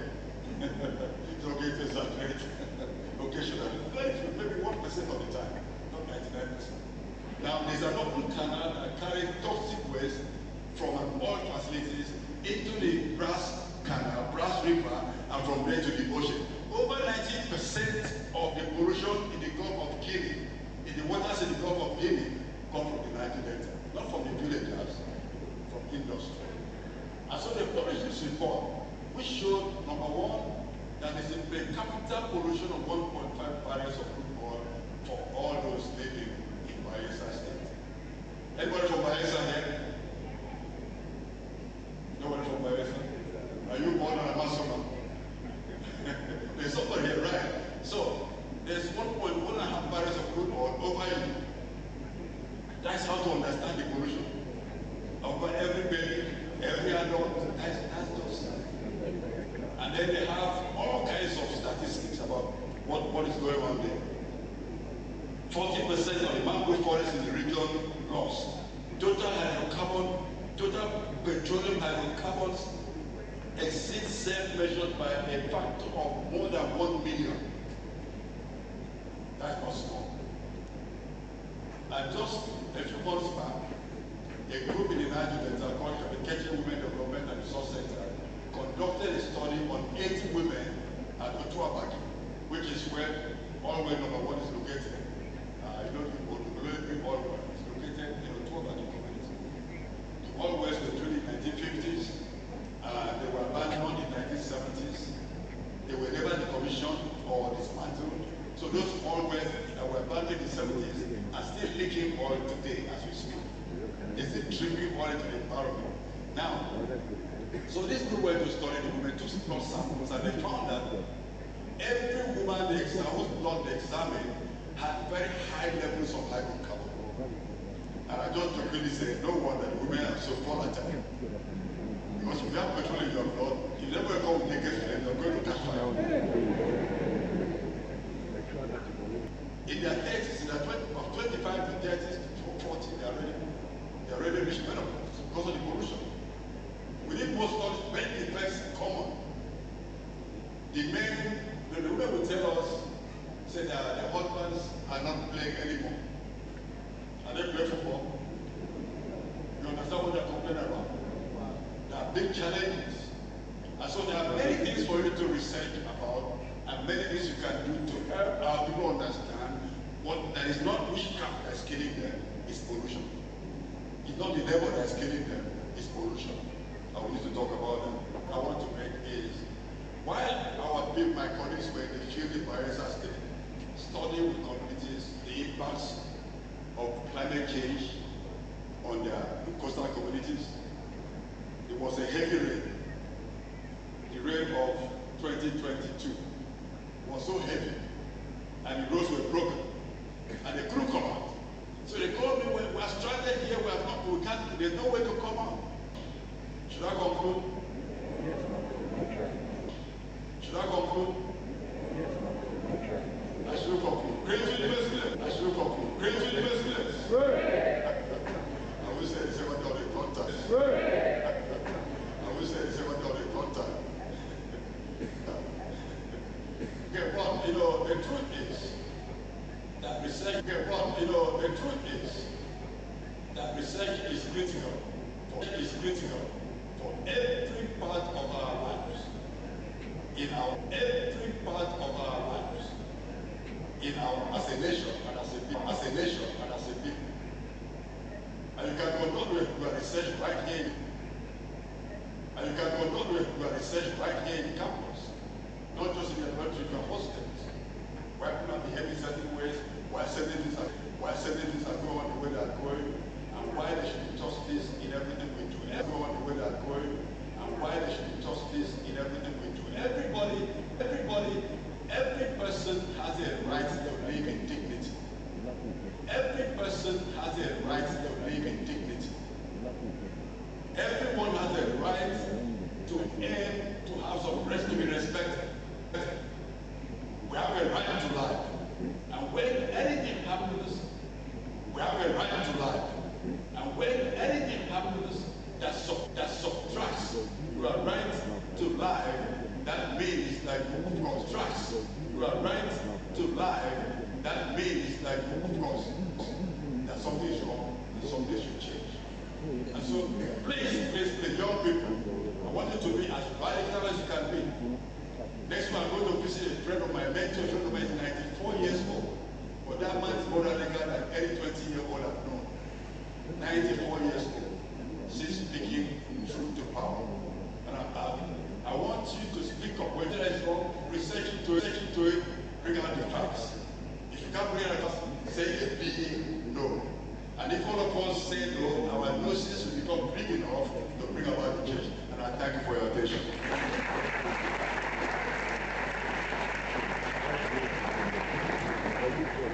Thank you so much, Architect Nimbo Basi. What a presentation from an activist this afternoon. Thought-provoking presentation on how we can translate research into grassroots impact. Please a round of applause for him again. Quickly, we'll be moving into the second panel session, and to moderate that session is Abegude Moses. That session will be looking at ideas to industry, building effective academia, industry partnerships for sustainable development. Let's make welcome Abegude Moses as he moderates this session. Thank you very much, Mr. Manuel. Good afternoon, distinguished ladies and gentlemen. I will stand on the existing protocols because we have been very limited time for this session. So I am Abegude Moses and I'll be the moderator for this session. And this particular panel session is from ideas to industry, building effective academic industry partnership for sustainable development. Like the director of GRID said this morning, we are moving in the direction, and this particular one is now going to look at the collaboration between academia and industry. And for academia and industry, such partnerships are structured between educational research institutions and businesses for industry aimed at sharing knowledge, skills, and resources, and innovation to solve real-world problems and translate such research into practical applications.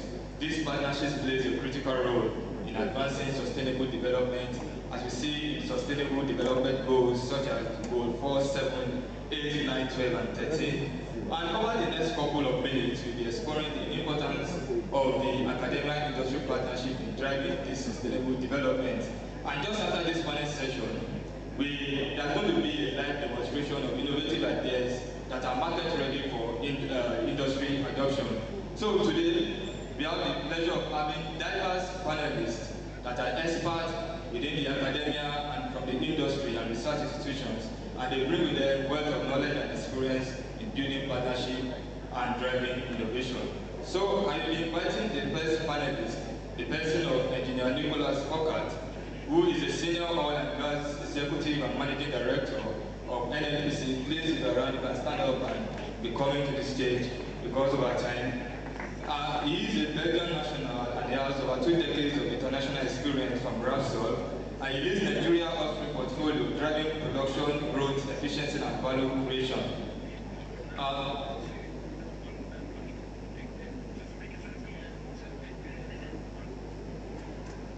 And he is ably represented by Madam Awa Usman, the manager of NNPC Exploration and Production. You are welcome, ma'am. The second person I'll be inviting up stage is Dr. Lilia Dongo. If you're around, please, you can start coming to the stage. Dr. Lilia Dongo is the Executive Director and CEO of the Rubber Research Institute of Nigeria under the Federal Ministry of Agriculture and Food Security, leading transformational research in Nigeria rubber and related agricultural sectors.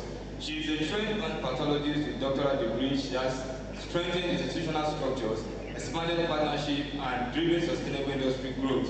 She is heavily represented by Professor Kenneth Omokafe, the Director and Head of Research Operations Department. You are welcome, sir. The next person on this panel is Dr. Hafiz Oluwatoyin, and is representative as the bio and red leader. So we may welcome Dr. Awone Victor. You are welcome, sir. The next person on this panel is Professor Onimbe Sedegbai. He is the Director, Center for Entrepreneurial Development at the University of Benin City here. And he is an accomplished academic and researcher. He promotes entrepreneurial thinking among students and young professionals. Professor Sedegbai has led numerous initiatives aimed at fostering startups, empowering small and medium enterprise, and bridging the gap between academic training and practical business applications. You are welcome on stage, sir. Okay, it's not around. So, the next person we're bringing up stage is Professor Solomon Iyeke. He's the Director of Student Industrial Work Experience Scheme at the University of Benin. He's a civil engineer and academic, and he oversees the implementation of the service program that bridges the gap between university learning and industry practice for undergraduates. And through his leadership, the service unit has strengthened industry-academic partnership. It has enhanced students' employability and ensured hands-on experience for future engineers and technologists. You are welcome, sir. So we are going to dive into the panel session now.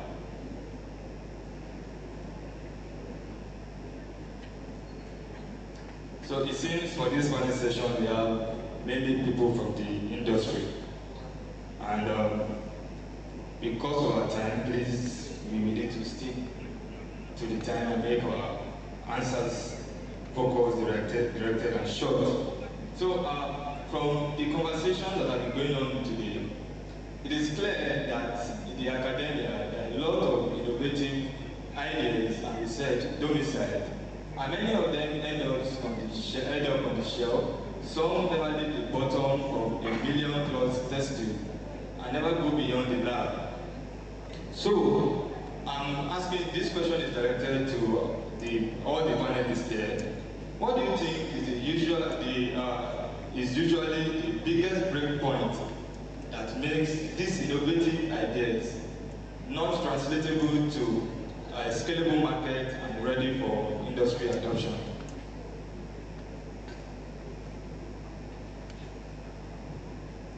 Good afternoon, everyone. Thank you for having me. So, if I get you correctly, why are these researchers ending up on the shelves and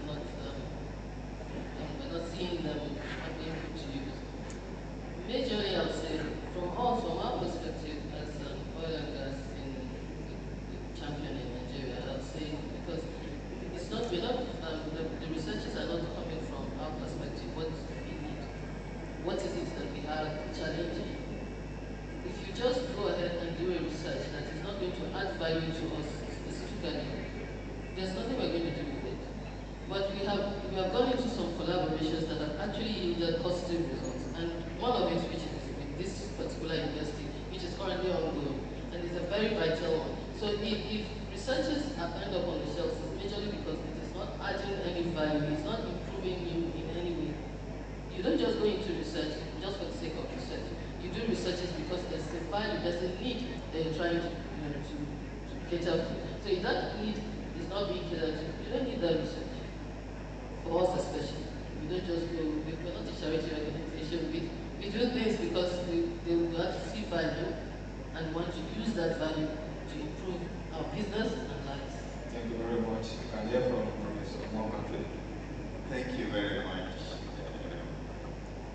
Perhaps I am on the panelists from Edison.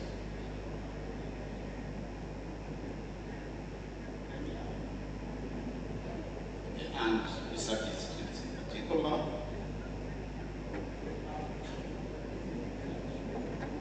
We have fundamental research, and then it actually leads to the research that will be considered of value at the end-use point. Just like Dr. Victor told us, even if there is an innovation, there is a science behind it, there's a research behind it. So when the industrialist says, oh, this research is not of value, it is just that the research is at a stage and has not advanced where we find value in the research. So for us in the Research Institute, which I think may be the university system as well, if not, we can look into it. We are asked to bring commercializable research, i.e. the research that has reached the stage that it will be of commercial value. And at that point, we collate and we keep. We have extension officers who go out to pass the information. We organize workshops. where such information is also passed out to the end users. At that point, end users will indicate interest and will take them up. Make sure there is follow-up until there is meaningful use of our research. So let us not begin to criticize and keep saying your research is of no value. It's just because the research has not reached the stage at which it will be of value. Thank you very much. Thank you very much, sir. So, Mr. Wani, before you respond, we have one more panelist in the audience, and we are very sorry for missing you out. So, I'm going to invite the representative of MTN Nigeria. He is the Business Partnership Manager, the person of Mr. John. You are welcome, sir. Please come up. And while he's coming up, we are going to continue the conversation because of our time. So, let's hear from you, Mr. Wani. Thank you very much for this privilege. Now, as part of what has been said earlier in the morning, as to most of these researches are not being based. And you know that when you talk of researches that will meet the needs, you have to look at which has been reiterated over time. You have to look at what problem we want to solve. I've been given a challenge earlier in the morning. That is, there's a problem of defining what our products are. What are the problems, the things that we need to solve? Now, when you don't address that, like I said, for most of the universities and most of our projects, it's just, we're writing some of these projects just to, as a part of the process of you getting a degree. When it comes to doing research work, I'm still referring to Dr. Odumiwa in the morning. He said that you're not going to be a PhD student, that you're just doing research work just because you want to just pass through. But at the end of your project, or what you're doing, you must either bring out a business or you're going to do something with it. Now, and then when we write projects are written, and you probably try to address a need with your project, and you want to market it to companies and organizations. Most of them we focus on the process, all right? We are not looking at how you look at outcomes itself, all right? Because they are not going to just put money into me and just want me to invest in it. So that is part of the problem, right? When you bring your research and all that, so you hear the language of the industry, how does it impact me, is there going to be return on investment so that it can become scalable? So these are critical things that you need to look at when you are working on projects. Thank you very much for that robust response, Mr. Awuni. I'm going to I will ask a follow-up question from Madam Yusma. You said that most of these research ideas are not from the perspective of the industry. So I want to ask, from the industry perspective, what signals tell you that a university research project is worth investing in or partnering on? So, being that we're an oil and gas company, we're interested, and don't forget that we are the energy supplier of last resort in the country. We have a series of challenges with our pipeline members. We have pipeline members. It's a big issue for us.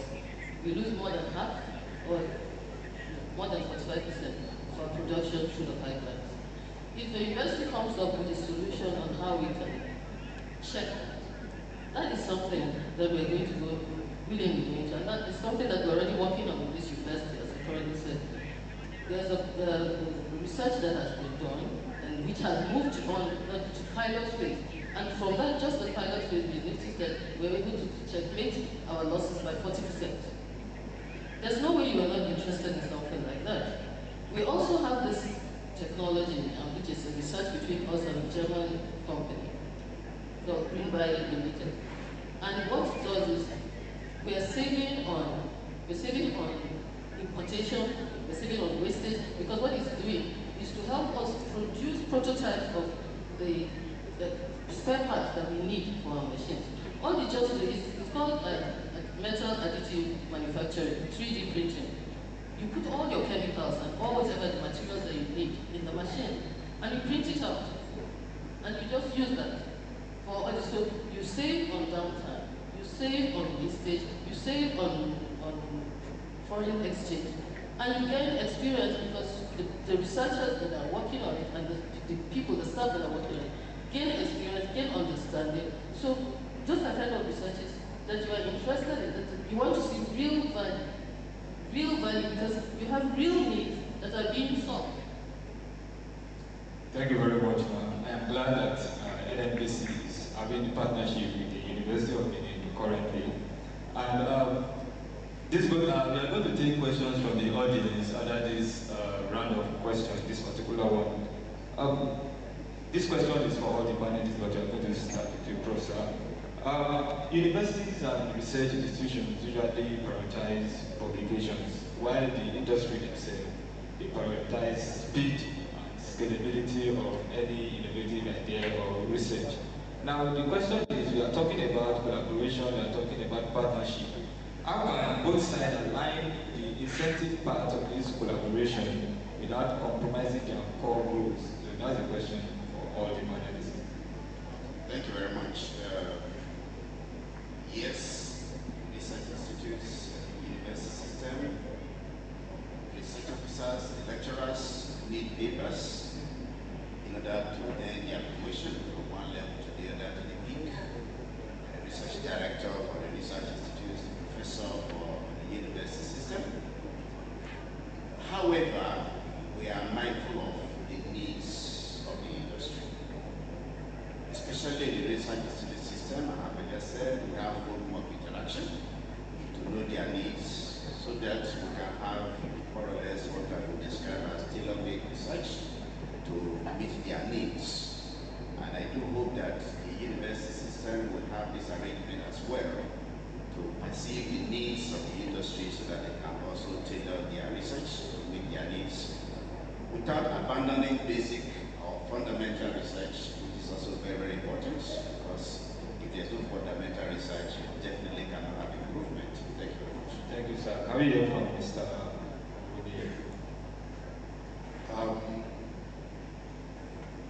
So you have the university because the fact that there is need for promotions coming up for the lecturers and all that. So while you're preparing whatsoever that you're doing now, the force is deliberately for the 21st century. You talk of communication, you talk of creativity, you talk of critical thinking, all right, and communication. Now,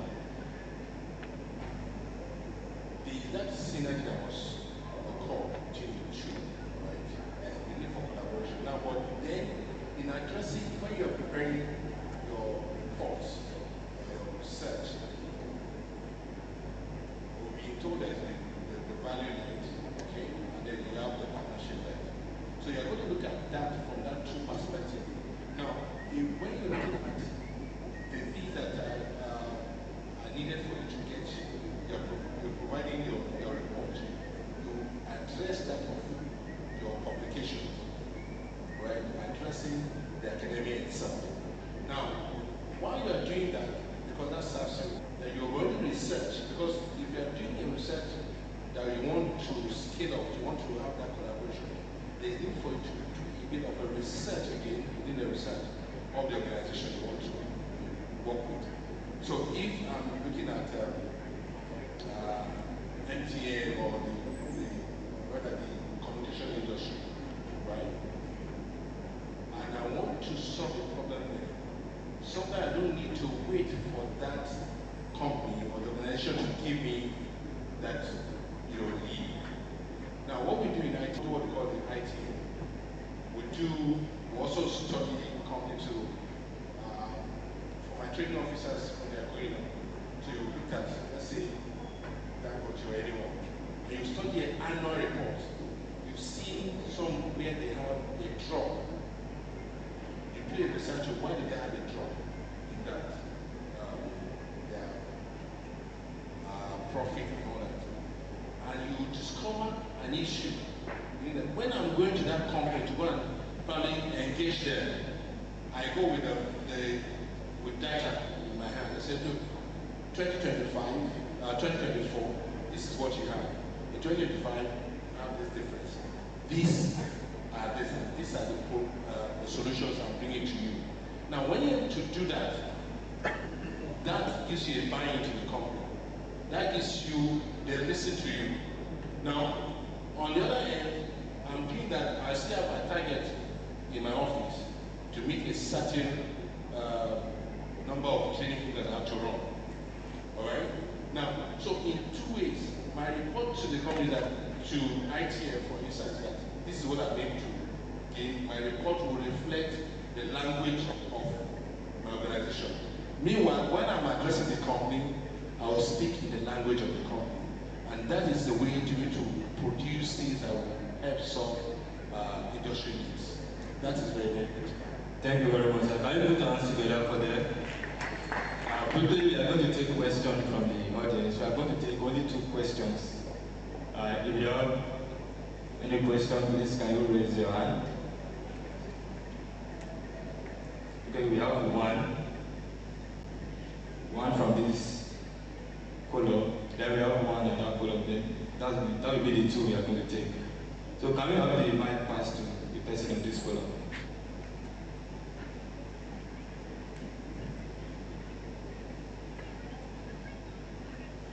Thank you very much for the insights shared by the panel. I just want to know, beyond the grants and funding and short-term funding, what sustainable financing models can support long-term academia-industry collaboration? I also want to know, okay, that's it. Okay, please, can you ask your question so that it can be taken together?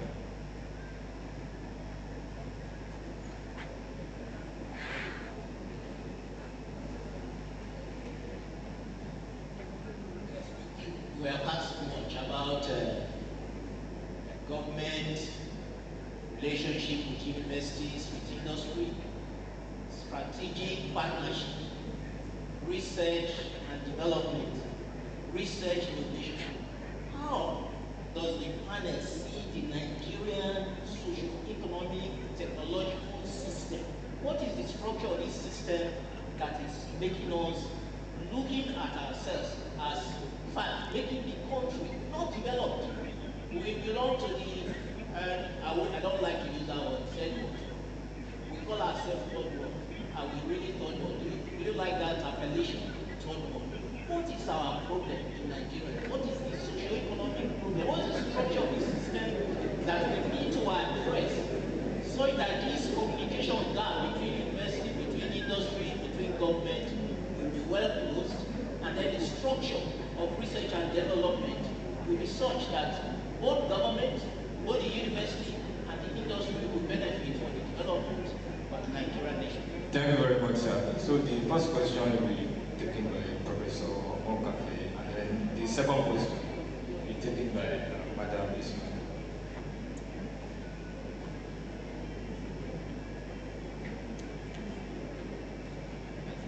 Thank you very much. The research funding all over the world is of different streams. First is from government. Second, our young lady recognized grants. And then the third is collaboration. Let me emphasize issues of collaboration, because that is most relevant to this discussion. Industry, academia, collaboration. I was happy to hear from Dr. Victor. Permit me to skip the surname, it's difficult for me to pronounce. Odumoye something. Gave us examples of industry, academia, collaboration. So the industry should be in a position to reach out. Oh, this is the problem we have. How do we respond to it? And like the PS told us, there has to be a bill. All over the world, in advanced countries where people don't necessarily wait for everything to come from government, that is what it is. I have this problem in my industry. Oh, it's a deep disease. How do we address it? Okay, we drop a proposal, we give him the bill, pays the bill, and a solution is provided. I would really want to encourage the industry. The industry is sitting back too much and expecting that everything must come from the academia. Thank you very much. Thank you very much, sir. Okay. Madam, this one,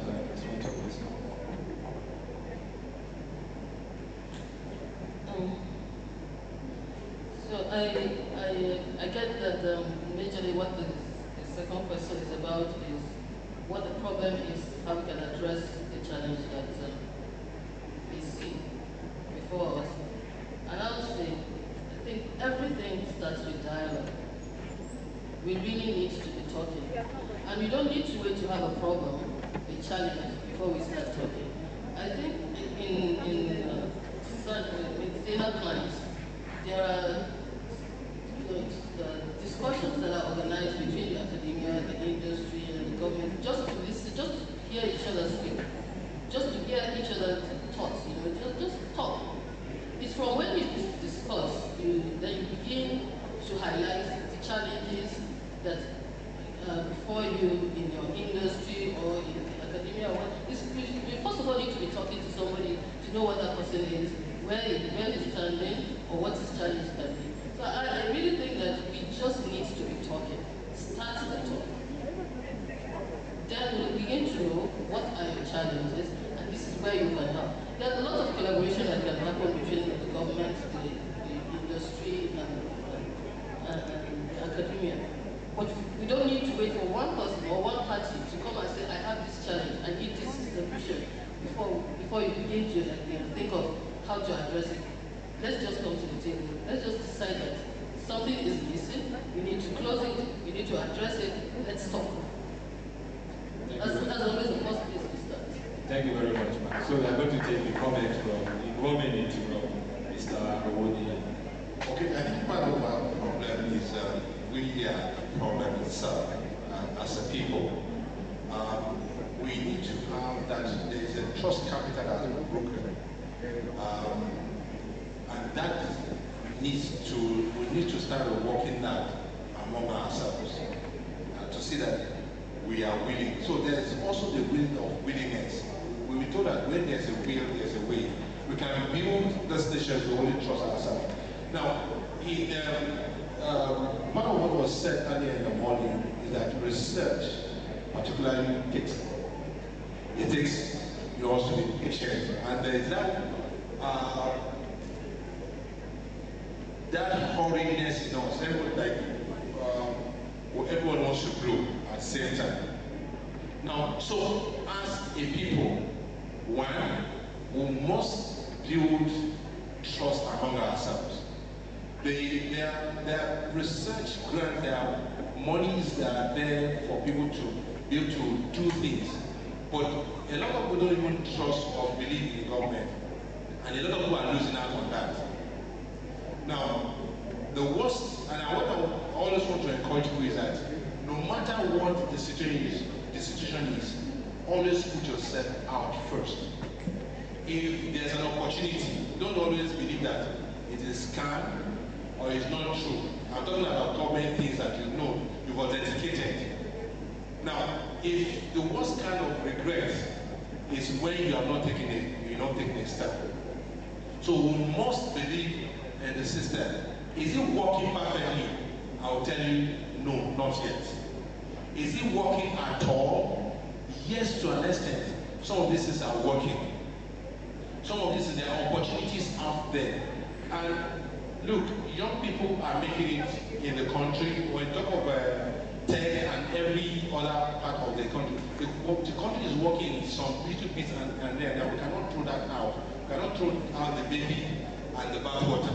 So until we are willing to collaborate, until we stop working in silos, ready to partner with other people, then we're not going to make progress. But be ready to partner, be ready to collaborate. If you say you're going to hide yourself somewhere, there's a saying in Yoruba that if you want to close your eyes, that if you keep pointing out fingers, you are accusing fingers to someone.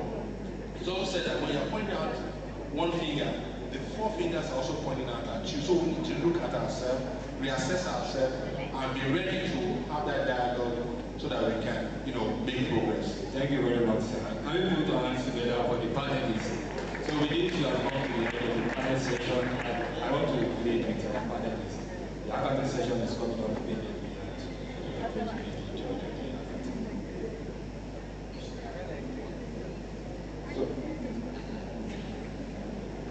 Alright, so please, we also need the audience to be a part of this hackathon session. We need you to be involved. Please don't go.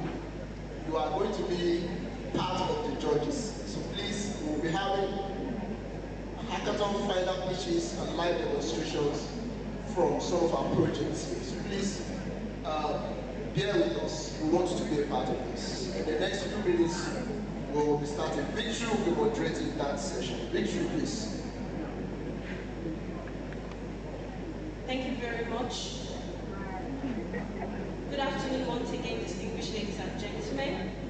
The Directorate of Research, Innovation and Development, University of Benin, has put together this hackathon as an exciting prelude for today's main conference. It is designed to ignite creativity and showcase innovative problem solving. Over the past few weeks, the participants from diverse backgrounds have engaged in a series of challenges, brainstorming sessions, and prototype developments. Each team brought unique ideas to the table, tackling real-world problems with ingenuity and determination. From conceptualization to execution, the hackathon provided a platform for participants to demonstrate not only technical skills but also collaboration, critical thinking, and resilience. Now, after a thorough evaluation process, a select few have emerged as finalists, representing the most innovative, practical, and impactful solutions. These talented individuals will present their project today, giving us a glimpse of the groundbreaking ideas that are shaping our future. I would like to introduce the members of today's hackathon. We have Group 1, Next Branch. Next Branch is reimagining campus transportation by replacing cash transactions on buses and cabs with a scan and pay system. Group 2 is TalkNova. TalkNova addresses the need for smart, secure, and affordable access to transport services, especially within universities and urban centers. Group 3 is Uniben Secure. Uniben Secure empowers the university community by offering a formal, trackable system to report issues. And last but by no means the least is Group 4. Group 4 is Eco Uniben. Eco Uniben tackles improper waste disposal at the University of Benin, which leads to overflowing bins, pollution, and health risk. Ladies and gentlemen, you agree with me that these are very innovative solutions to key challenges that we have in our world today. I would like to welcome once again our judges for this particular hackathon already seated on the stage. And if Honorable Asemota Izojuwa is here present, sir, kindly join on stage as one of the judges.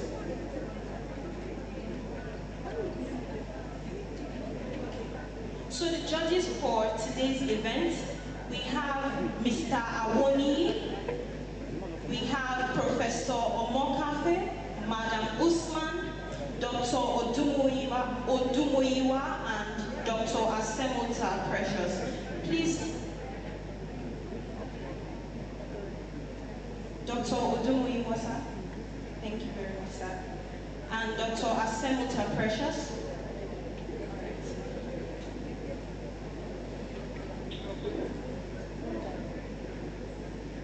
Are the participants ready? All right, thank you very much. If our judges are ready, I would like to go ahead so I can call the participants.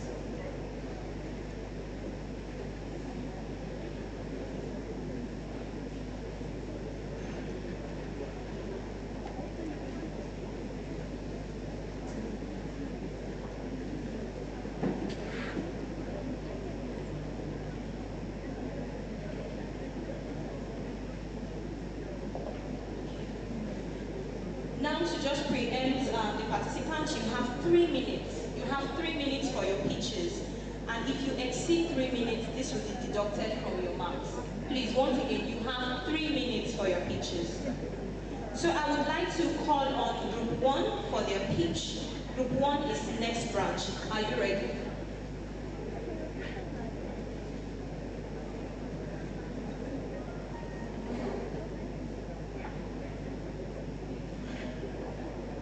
Good afternoon, everyone. Good afternoon, judges.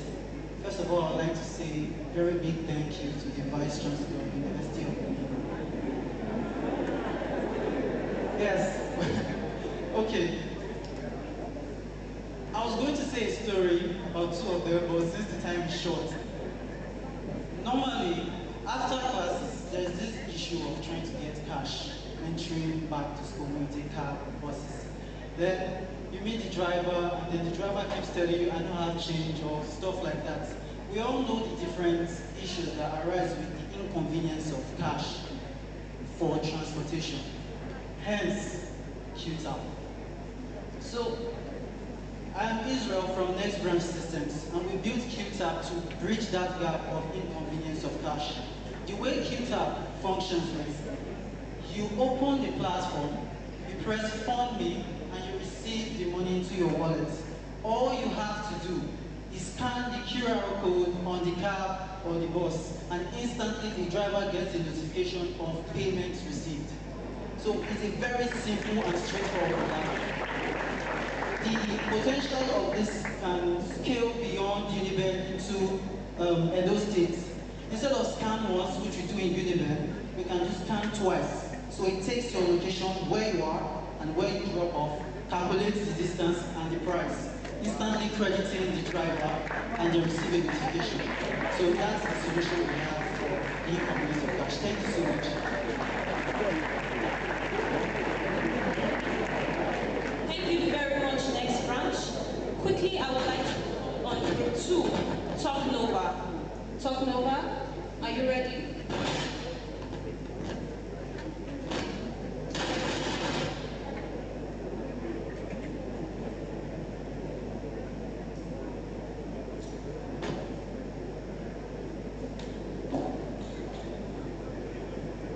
Just been informed that Top Nova came with an electric vehicle, so kindly be patient while we wheel it into the auditorium.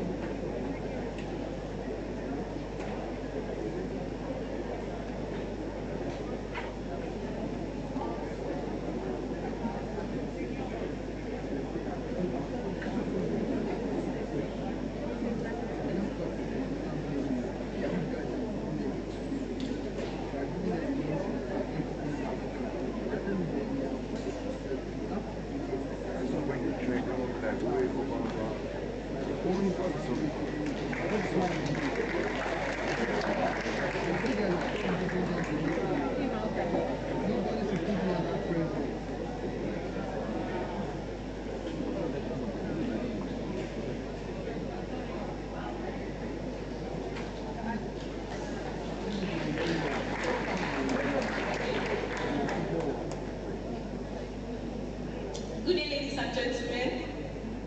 My name is Elizabeth Chioma Chikitaruba. I am a 400 level student from the Department of Mechatronics Engineering, University of Benin. And my project is called Top Nova, which is a two-seater electric vehicle and a mobile power station.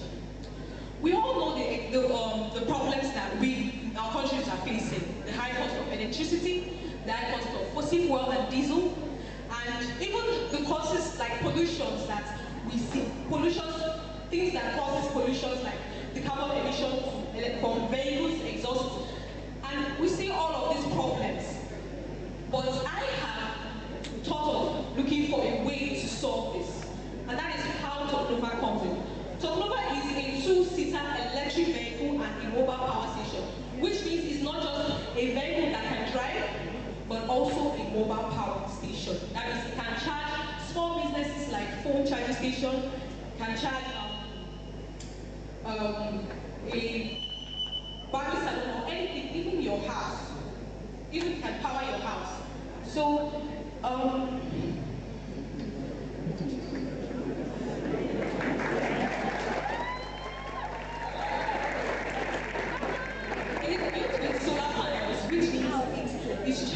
through the sun, and the solar panel capacity on full charge, it can charge the batteries up to 6 hours, right? And we also have a mobile power station here where it can also be charged from mains. So you can literally plug the vehicle to your house and it charges the vehicle. So you can drive around. It has a smart system here, right here, the drive authorization, which means you have to put in tokens, like tokens to authorize you to drive. No other person that doesn't have access to the token can drive the vehicle.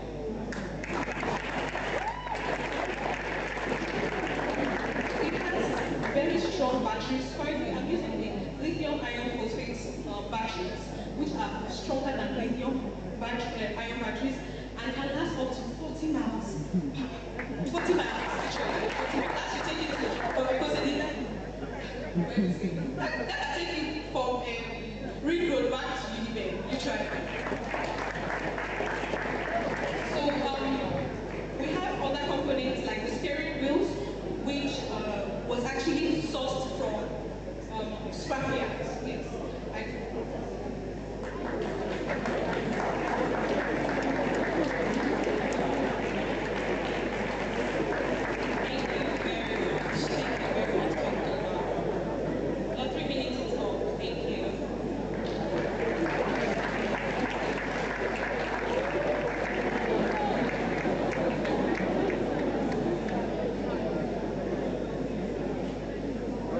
I would now like to call upon Group 3. Group 3, Uniben Secure. Are you ready?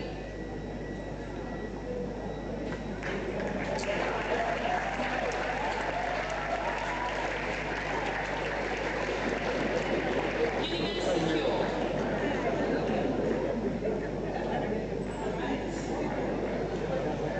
Time starts now.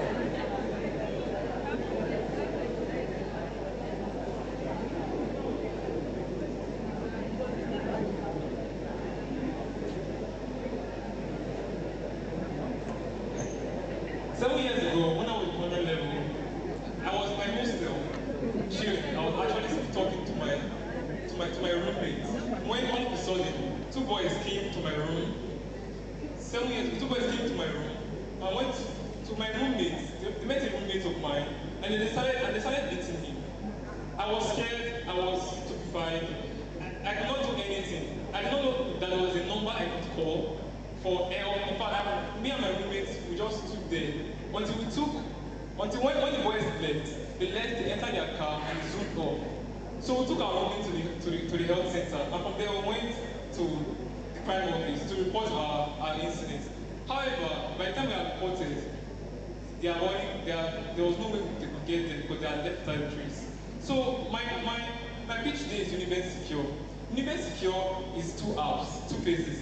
The first app is a mobile app. Mobile app where the user has access to all the phone numbers of security. So the issue is that many students don't have the phone numbers of security, of health center, of fire service. So Uniben Secure, the mobile app has three tabs. The first tab has all the phone numbers that are required to call at any time instantly, and it works offline. And the second tab has a report panel. That report panel is the portion where a user can actually add images, pictures, videos, and even add current location of an event that just happened and send it. And the user can decide to be anonymous and send the message. And then the other app is the admin panel. That is the admin service. The admin service app, that is the app that is showing right here. Next slide. The admin service app, this is the admin service. This particular one receives only security incidences. So pictures, videos, text, and location from the user are sent here. Then if the admin wants extra information from the user, the admin can send a chat message to the user. The user can respond back with the reply on the chat message, and then intervention can occur. Next slide. So Uniben Secure is faster than the regular traditional ways of content retrieval. It can provide evidence-based incidents, audio, visual, and photo. It can pinpoint the exact location of where where the incident occurred, and there's real life tracking because the user and the admin can collaborate. So this is a website. It's a website where you can go in and check a particular app, and you see that, and you can see the prototype of the app. So Uniben Secure is every student and staff at the University of Philippines devs rapid response. We build the bridge. Let's upgrade. Thank you.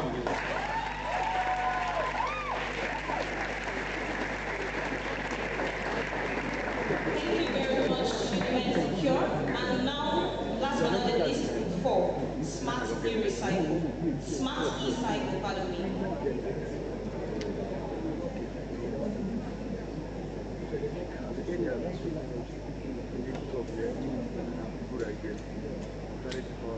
Good day, everyone. I'm Prosper, the founder of Smart E-Cycle, and here with my CTO, Emerald. Basically, we face a lot of waste challenges in this campus, causing global warming. That's why it's like Uniben is very different from other zones around the city. So we are looking for a solution in which we are going to help students in the sense that you bring your waste to us, we turn it to value for you. So you are working with the points. When you bring your waste to our, we have a mobile app and we have a smart trash bin. So you bring your waste to our smart trash bin. It's being scaled, weighed, and any points. And when the points get to 20 points, you can be able to withdraw and make a micro income from it. Thank you, Prosper. While this problem is environmental, engineering actually brings the solution to it. We converting waste into money. We needed a system that is secure, accurate, and autonomous. So we decided to build a smart bin. This smart bin is multi-compacted. So basically it houses plastics, aluminium, organic waste, and some papers. Then if you have placed when you place your waste into this smart bin, we needed a system that will be able to precisely give us data. So basically there was a sensor inbuilt that tells us the weight. And then when a user comes and deposits the waste is scaled, and then an encrypted code is generated that the user scans using our mobile apps. Once this code is scanned, the user earns points that's proportional to the weight that the waste you dropped. And then these points are added to your digital wallet. To minimize manual oversight, we integrated a system or another feature to our app that displays the percentage of fullness of the dashboard, if you can see from the video that just played. So when the system is about 95 to 77% filled, an ambassador goes forward to retrieve this trash. Thank you. Okay, also this our smart E-Cycle is scalable around all universities in Nigeria and nation. We are selling the accumulated waste to recycling companies. So we are open for partnership, funds, and mentorship. Thank you.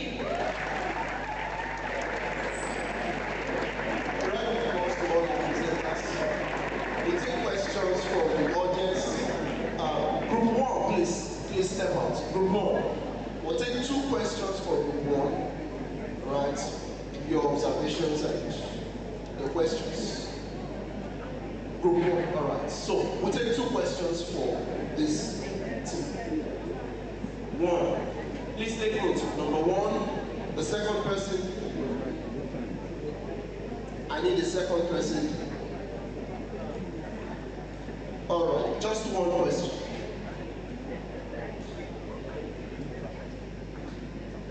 All right, thank you so much.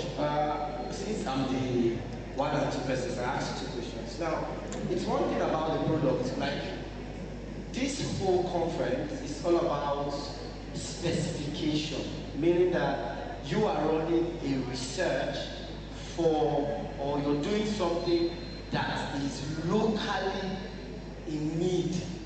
What do I mean? What you have done is beautiful. Now, the end users is the question I want to ask. These bus drivers, are they kind of tech savvy? Is there a method you're going to use to onboard them to get notification? Because I know there are many people who use Open today. So are you adopting a system makes it end-to-end one secured and then user-friendly? That's the first question. Secondly, I heard you say it's going to have a geospatial thing that it calculates the distance. Now, this is it. What about those students who negotiate prices? That say, okay, sir, it's only 15 naira half instead of 100 naira, help me.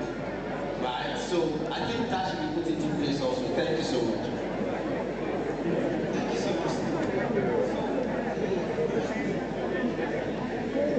Sorry, please. Let's number just 2 minutes. There are young people, so our questions should not be so technical. All right? Thank you. Thank you so much. You mentioned user experience. The initial design for QTAP was using a card. So the drivers will have their phones and will have to do some kind of tapping or scanning. But the way we flipped it now is the passengers come, the drivers are signed up once.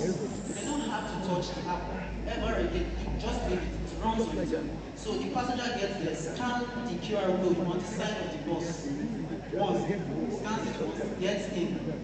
Once the trip is over, the driver receives a notification. At the end of that day, he receives a deposit into his account, total trips for that day. So drivers don't have to worry, just then for, sorry, the second question. Special, okay. Currently, the app, yes, thank you so much. Currently, the app features just something that works in Uniben. But for the Edo States broadly, we have a plan to introduce a text box in there. So for it, if the price changes, you just put in the right amount there. It's transferred to the network. So, I think we're good. We'll take comments from the judges simultaneously. So just hold on. Hold on. You get the comments from the judges and then we'll help you. Sorry, so I'm a driver. How do I know that I've been connected? Because you know that's the cocoa. What's up for that question? So on registry, I'm aware that some drivers don't understand the concept of email, but they all have phone numbers. So any trip, the driver gets an SMS of payments made. And just like your bank alerts, the money being paid at the end of the day, they also receive alerts of that too. So there's no issue.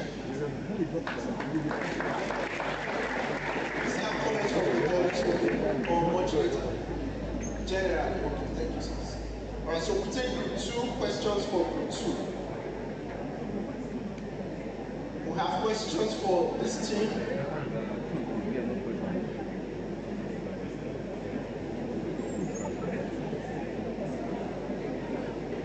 Is that a hand?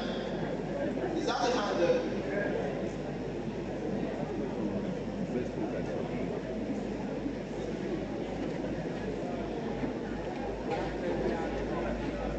Is that lady asking it? Do you want to ask a question? Yes. Yes, question. Please give.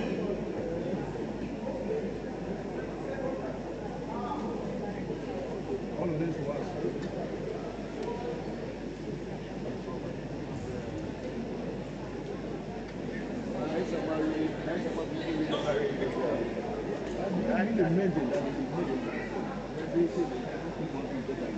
Good afternoon, ladies and gentlemen. My name is Chimonga Warisa. Thank you very much for that beautiful presentation. It was really interesting, especially seeing as you brought in a real life of that project. I just have one major concern, which will be open to some other concerns as well. But first and importantly, who is the target audience for a product like that?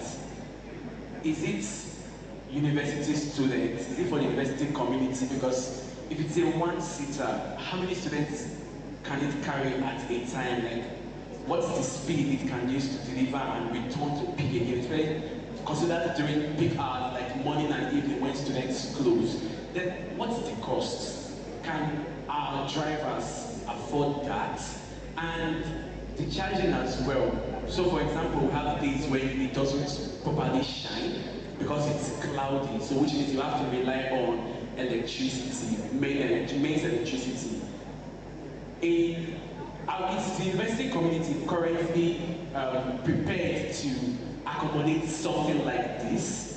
Or will the university community have to build up a system where they can integrate charging stations for this type of vehicle? So I think those are my questions and concerns, but overall it's a very beautiful project. Thank you very much.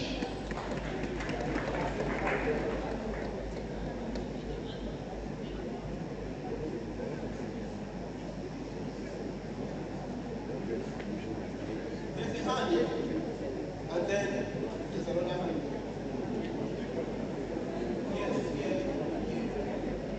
Please also raise your hand tonight. Alright.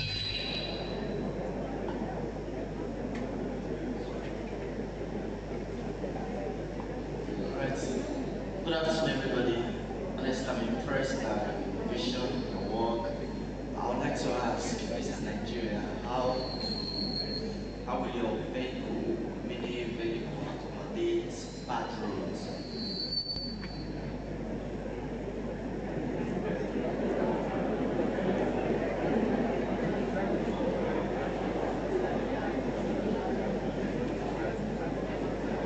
My name is John Isasele. Mine is not a question, but a comment to all the pictures. I think one aspect that we are missing here is to be able to mention a big amount to your investors. For example, the question the first man asked to you, your end point, the end point of every pitch is for you to tell them this is the stage we are now, and I am hoping to take this stage to a point where it can accommodate 6 more persons. They get a more better panel, and we need $6,000 to do this. Then that's your pitch will be complete. It is at that time that the investors in the audience will start calling you. Because when you are presenting to us, it's like a finished product. But however, I like what Uniben students are doing. Good job.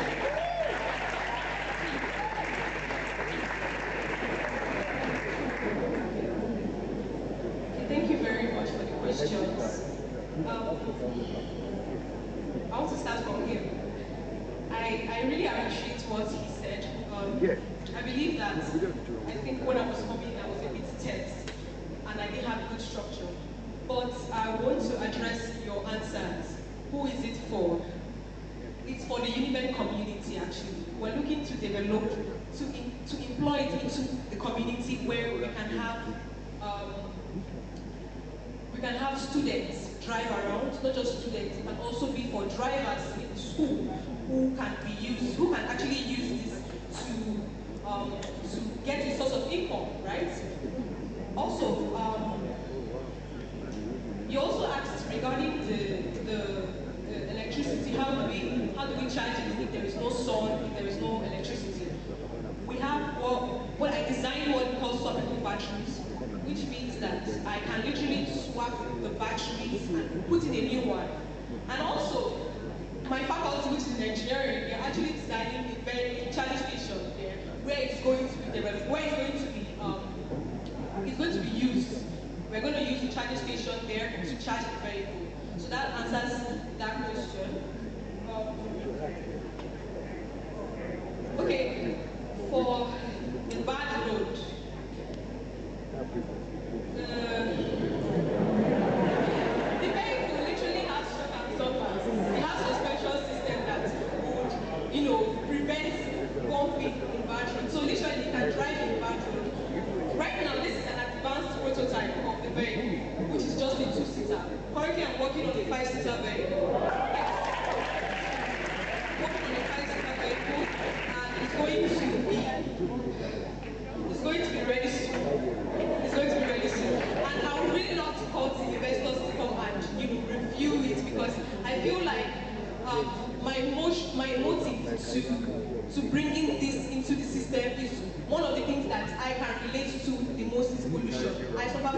customer. That's why it has been my drive to create something like this, especially for an environment that appreciates it.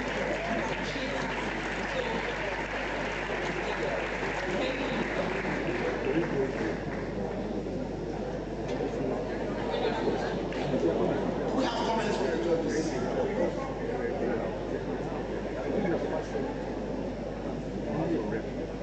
Thank you. Thank you for your work. I'm not going to ask a question, but I'm going to encourage you. Yeah, it's a good work, but you have a lot to do. Our advice, I don't know whether there's any incubator in Uniben. There's an incubator, they need to do some finishing work for you. When I say finishing, a lot of refining. You have a lot of engineering work, but the problem is beyond engineering. So there are so many that if you listen to my presentation, but there are so many others. So you have to contact me, I just at the second stage. So there are a lot of things to be done.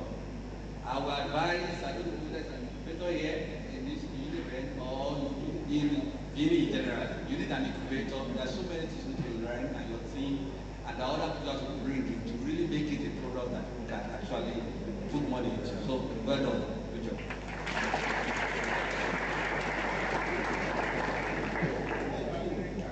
Judges front.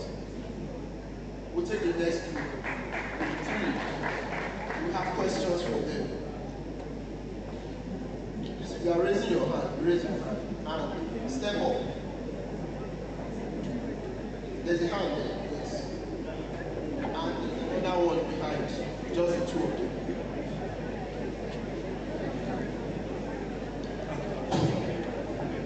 Good afternoon. Thank you very much for the presentation. I have two questions or concerns. The first is, the cases you will be reporting, do they include, let's say, medical emergencies? For example, can we also report those through the app? And also, is there a way for the persons, the admin on the other end, to know exactly where this case is being reported from at the point? Thank you.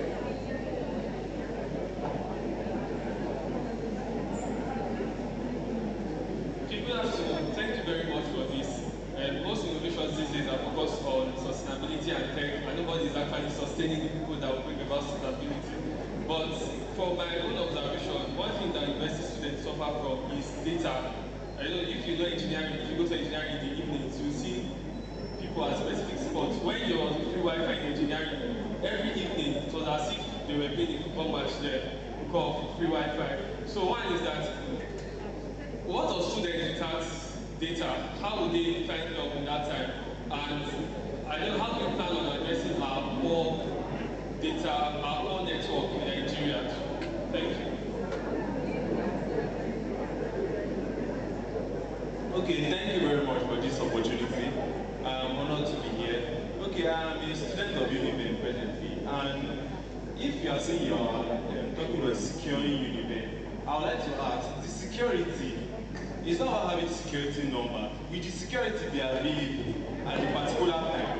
Because if something is ongoing, you are calling security or you are reporting an event, we can possibly have the same thing that you told us, that by the time they track, they will not be able to find the people that perpetrated what happened.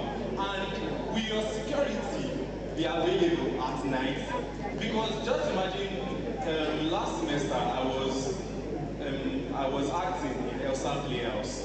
It's the acting production in English language. And there was this time we were having production overnight, and cultists entered the department, and they dragged the guy outside and they were beating him. So if we call security at that time, how assured are we that the security will come and be available? Thank you. Thank you.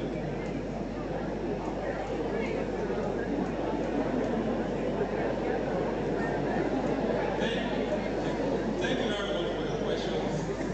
So the first question was in case reporting. So yes, the app is meant to report not just security emergencies. So you can also report medical emergencies. You can also speak. So in the whole thing of the app, as I further explained, you can call a medical personnel, medical emergency. That is the ambulance in the health center to come and attend to you. Then you can also call any of the security numbers present in the app. And then you can kind of issue. Like even the guidance and counseling, in the home page of the app, there is also a place for them where you can also call them. So when it comes to reporting, that is the second panel of the app.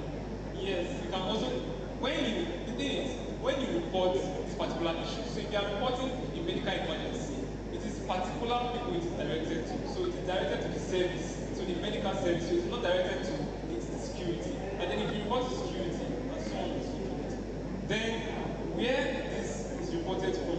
So of course in the second part of our app, it shows the report section. The report section shows everything you can add to the app. As I described, you can write text, you can describe what happened, you can upload a video or take a video of what happened, a picture, you can upload a picture of what happened, you can record, and then you can also add GPS. So in the middle panel, there's a place where you point your GPS. The app will use your phone's GPS service to get the exact location of your device, and you can rest assured that that the service that you're receiving your report will see your exact location. So on the third point, where people are suffer from data. So basically, the app also works with or without data.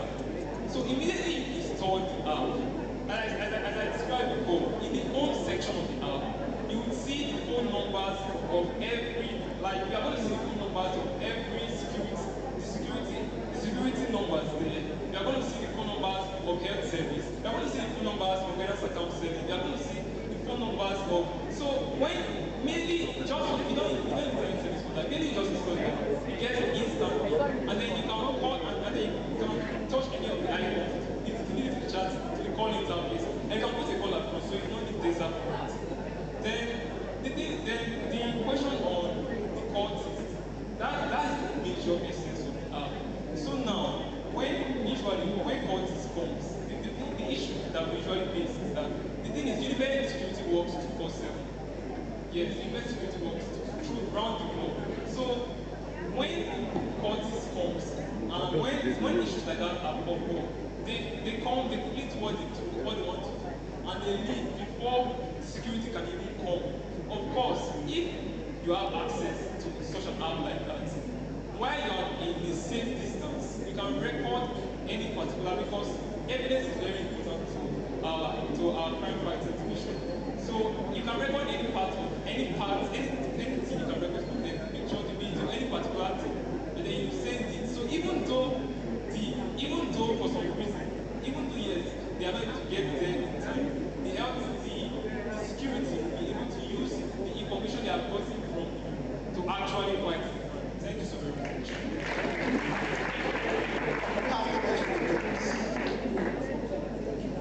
Alright, so we'll take the last. You have questions for the last group?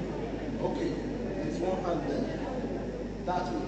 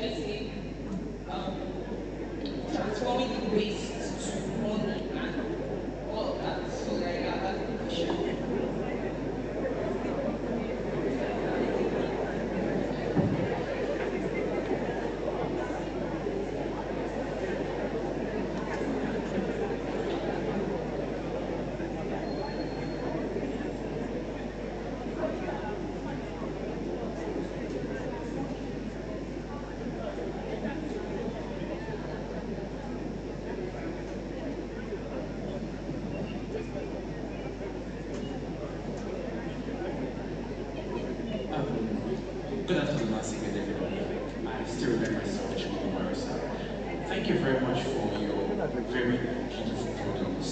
And as someone who is very, very concerned about environmental sustainability and proper disposal of waste, this actually caught my attention when you discussed it.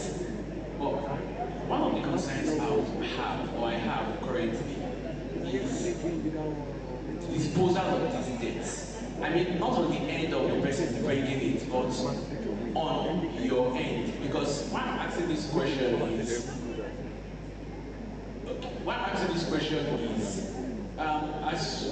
if you go around the University of Benin, you'll see that some eco-friendly organizations and NGOs have tried in placing bins and baskets around campus. But if you actually go around campus, you would know what those things look like right now. They are not working.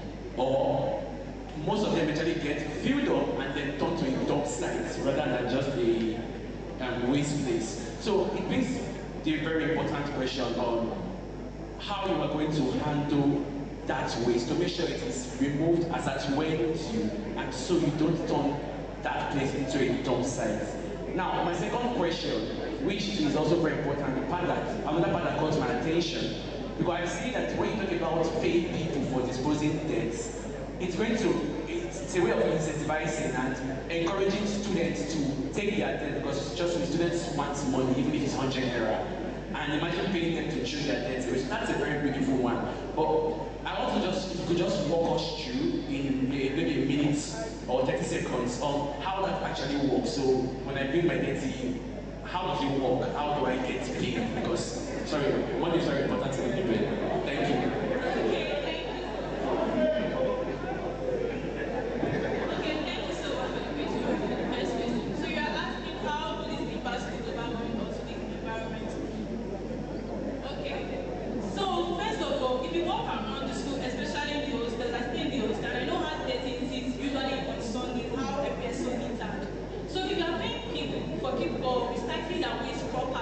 This will improve the waste management system in this school and also help the global warming, like reduce the rate of global warming in this school. And also you are asking, if I get your point very clearly, where you are asking how we are going to pay the hard partners or how are we going to steer the recycling. So we are working with some recycling companies. So we gather this waste in large quantities and we sell to them. So the money we get from them, that's what using rewarding the students who recycle. Thank you so much. Please a round of applause for them. We take comments from the judges. We have comments, general comments on the entire presentation. Thank you so much. My comment is not really directed at you, but maybe to the authorities. I've just had enough questions I get to ask, but I seem not to be able to ask because I just also discovered that there is no incubation hub or incubation center in Uniben. So it will be hard to ask them questions because there's supposed to be a place where everyone is listening to students and take it from step to step to the place where it gets to the point where you can now provide for investors to invest. So this is just the authorities. Thank you so much for this, but if you can take this step forward to have an incubation or an incubation center in the school, then we would have solved a lot of the problems. Thank you so much.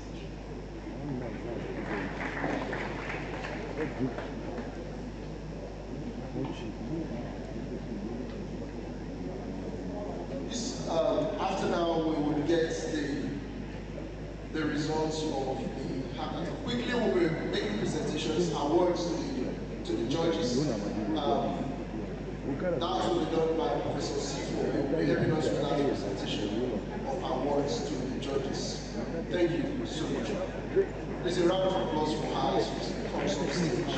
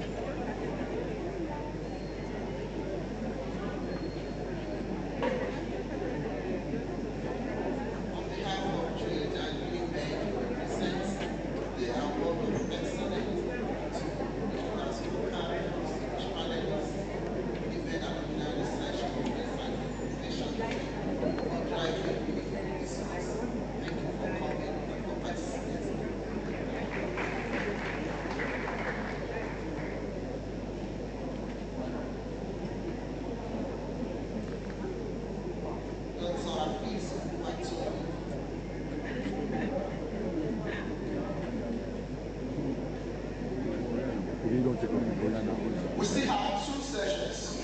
Yes, we still have 2 sessions. There's a virtual presentation from the United Kingdom. So we still have 2 major sessions. So please, we are not closed. On behalf of Jay and Uniben, representatives by one of the excellence to Dr. Hafiz Muratoni as speaker at Uniben Annual Research, Innovation and Enterprise Conference. Thank you for active participation.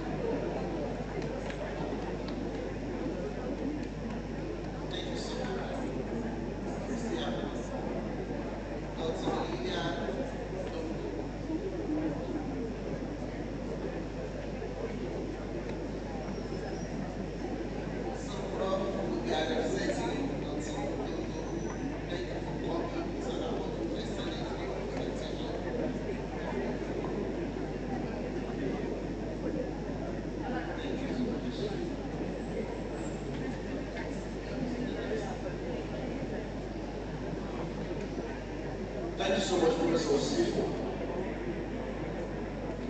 We want to appreciate our distinguished participants for your patience and your kind attention right from the beginning of this conference. We're moving straight to another very important presentation this afternoon. It's still the annual conference and innovation fair of the Directorate of Research, Innovation and Development, University of Uniben. We are being joined this afternoon from the United Kingdom by Dr. Akanimo Odon. Dr. Akanimo Odon is the Chair, African Scientific Research and Innovation Council, United Kingdom. He will be speaking to the subjects, emerging technologies and the future of research and innovation ecosystems. To do the citation again for Dr. Akanimo this afternoon, this is a welcome victory to Ochua Ogwere. A round of applause for her, please. Thank you very much. I'll be taking the citation now of Dr. Akanimo Odon. Dr. Akanimo Odon is an international business and strategy development expert specializing in education, energy and environment, oil and gas, media, charities and government.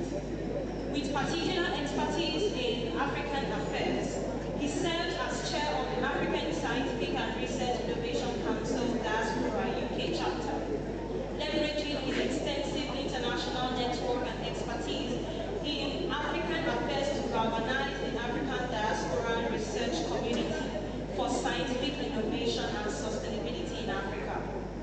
Drawing on his decades of experience in education, environment and sustainable development to mobilize African research excellence and strengthen the research policy nexus for Africa's socio-economic transformation. He is a global bridge builder connecting African research, education, innovation and industry with international opportunities. He's spoken and led strategic initiatives across 30+ African countries, mentored thousands of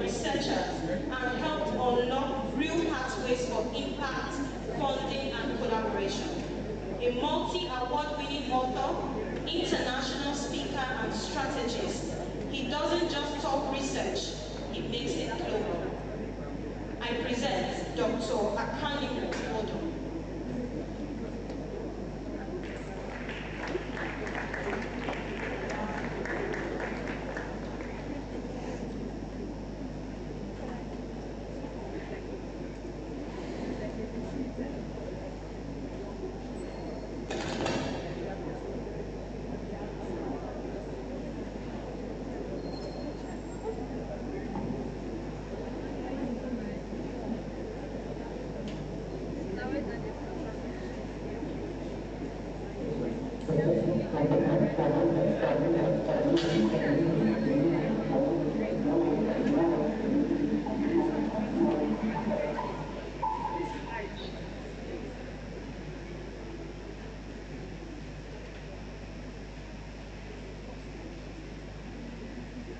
Yes, we can hear you, sir.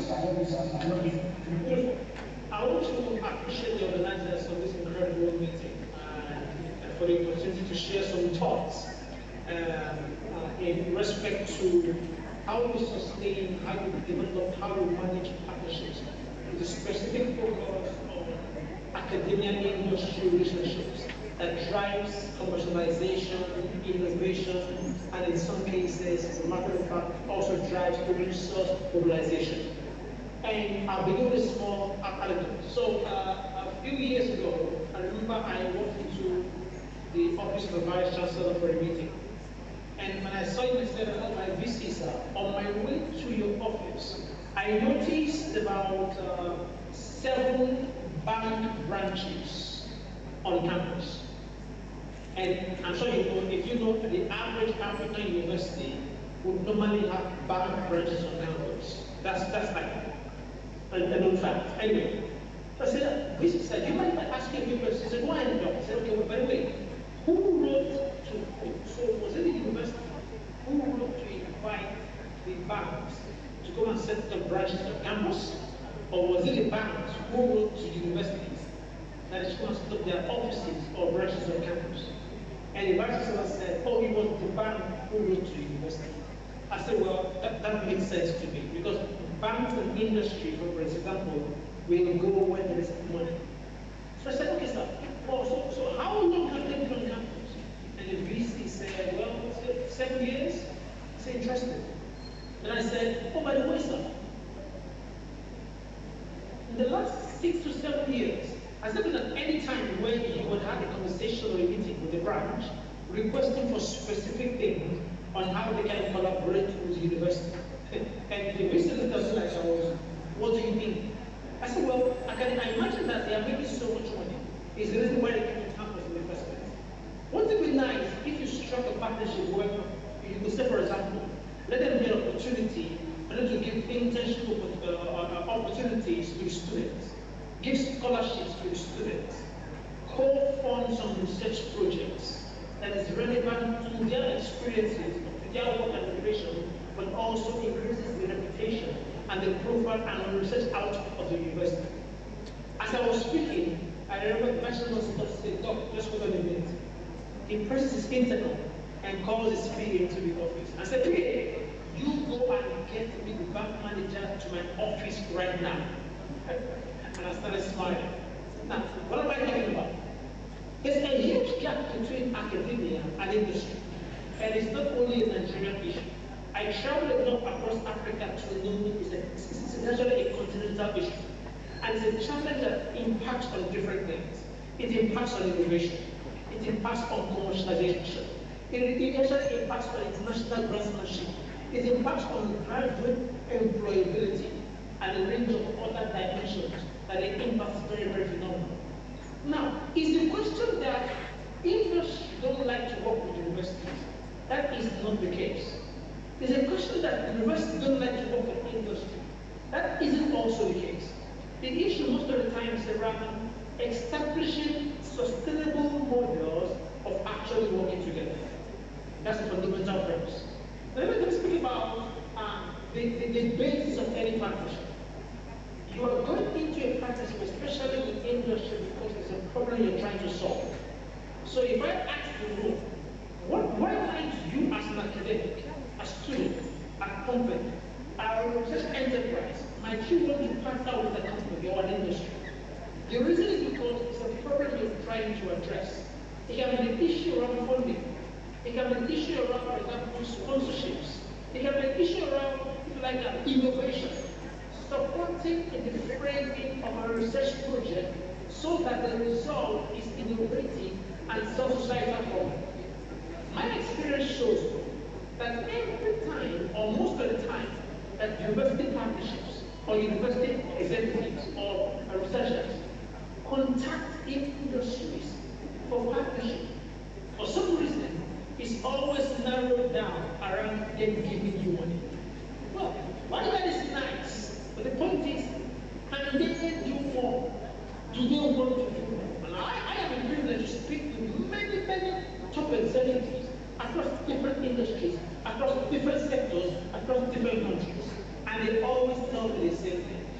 We want to do more with universities beyond just giving them money to sponsor an event. We want to do more with universities beyond just giving them money once we sponsor a scholarship. How about involving us in their research, in their output, in the training of their students? That would be a very powerful way to get a much more sustainable and robust partnership arrangement with industry.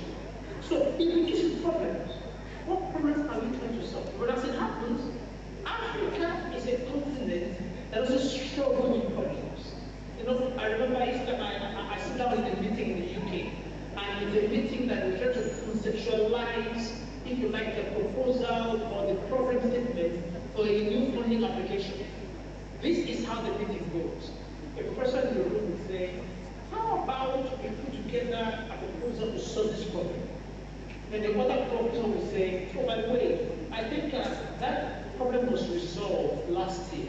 I think I read a paper about it. Then another professor would say, how about we put a proposal together to solve this other problem? And someone in the room would say, oh, no, I actually know a PhD student who is working on a solution as we speak. Ladies and gentlemen, they spend hours and hours trying to find a problem to solve. Now, as it happens, Africa doesn't have the problem of problems. Nigeria doesn't have the problem of problems.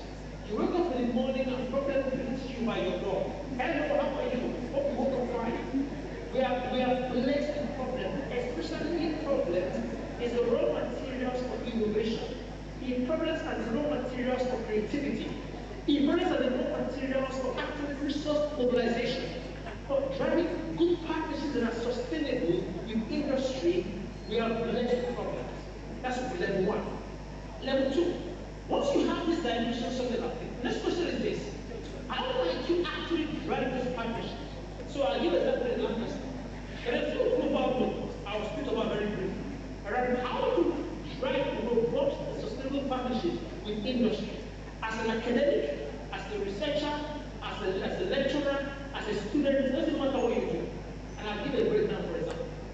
There are different models. One of the models is called co-location. So what do I mean? In Lancaster University, the Department of Environment, there are 24 environmental SMEs, so small and medium-sized enterprises, resident on campus, actually resident in the department.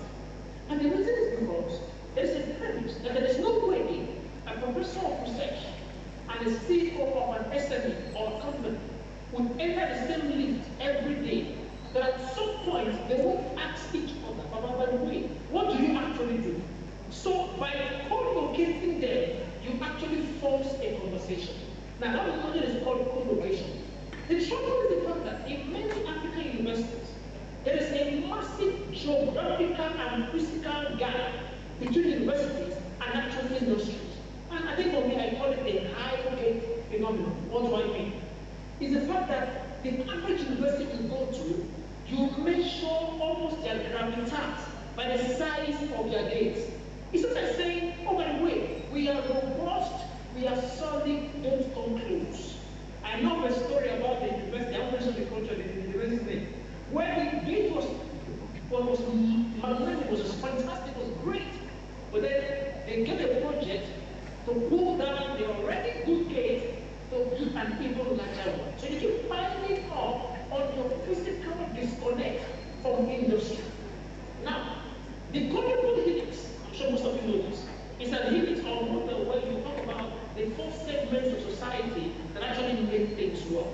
I'm referring to academia, industry, government, and civil society, or NGOs. As I will put it, I will say, academia says we have knowledge. Come to us. Industry says, oh, we have money. Come to us. Government says, well, we have power. Come to us. NGOs go, well, we have rights. We have values. Come to us. The trouble is, as long as nobody is going to the other, that continues to drive the bridge and the gap between academic research and other segments of society who actually are pathways to impact. Okay, so now that gap is always there. I remember I was having a drive not long ago between Lagos and Ibadan. I can't remember how long that is really. And I noticed something that not very long, I think the probably counted maybe more than 10 universities on the next stretch of the Lagos-Ibadan Expressway.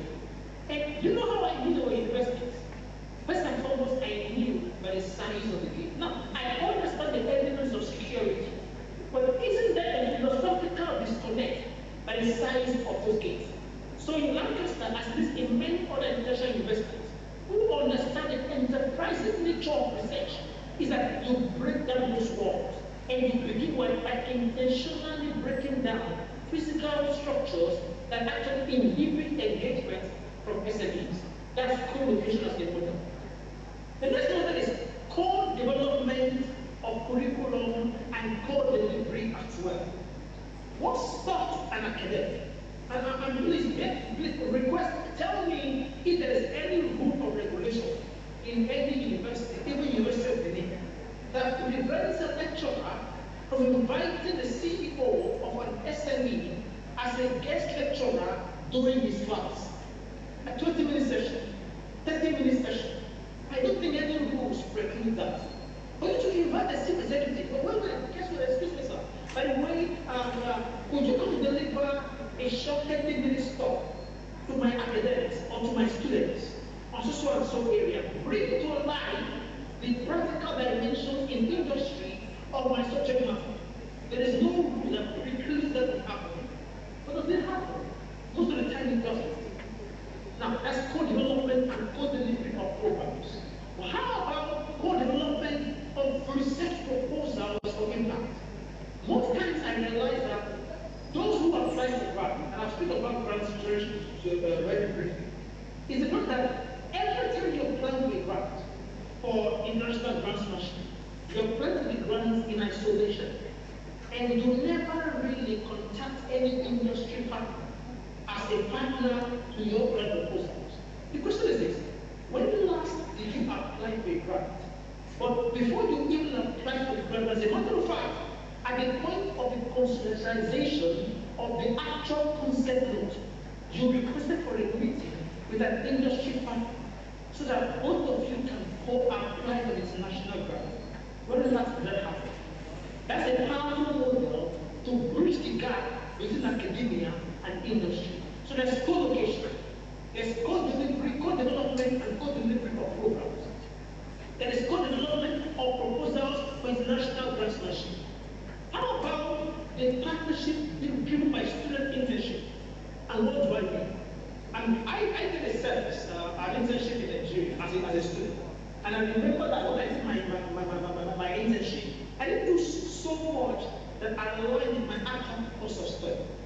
Now, academics and universities have something very powerful. It's a student population. So in Lancaster, what do we do? Every year, at the beginning of the year, the university will I'm sharing models of bridging those gaps. Every year, the university will do an email to all the SMEs residents of campus. Okay? And by the way, they will also extend that email to other SMEs outside campus. As long as those SMEs are aligned with the subject matter of focus of a specific area of interest. And the email will sound like this: Dear SME owner, please, would you be able to come in for our forum conversation? It's called the Academia Industry Forum, where we will have a conversation or a discussion on how you can put together or pull together a series of proposals of problems you are facing as an SME. Now remember, I give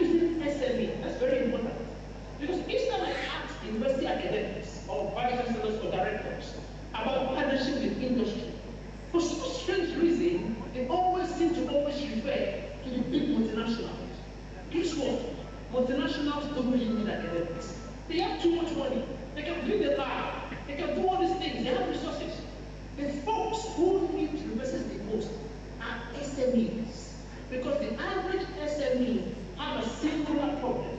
That is the fact that they are always big problems or limited resources to solve them. That's why Lancaster model and most UK university model is focusing on SMEs. And so this people go to the SMEs and say, do you have a problem you are facing as an SME? So for example, might you want to know the competitive advantage your SME your company has? You want to understand your carbon footprint. You want to know your waste management portfolio. You can hear it. SMEs have problems all the time. And so put that proposal together. That problem put the proposal. So you might be like, 1 month proposal, 2 months proposal, 3 months proposal, whatever the case is. Now, so when Lancaster receives all these proposals from these different SMEs about different problems they have, and you guess what Lancaster does? Lancaster advertises those problem portfolios to all the students, that's all the students, master's degree students, undergraduate students. So what happens is students now start bidding for those proposals to be their master's degree thesis or their bachelor's degree dissertation.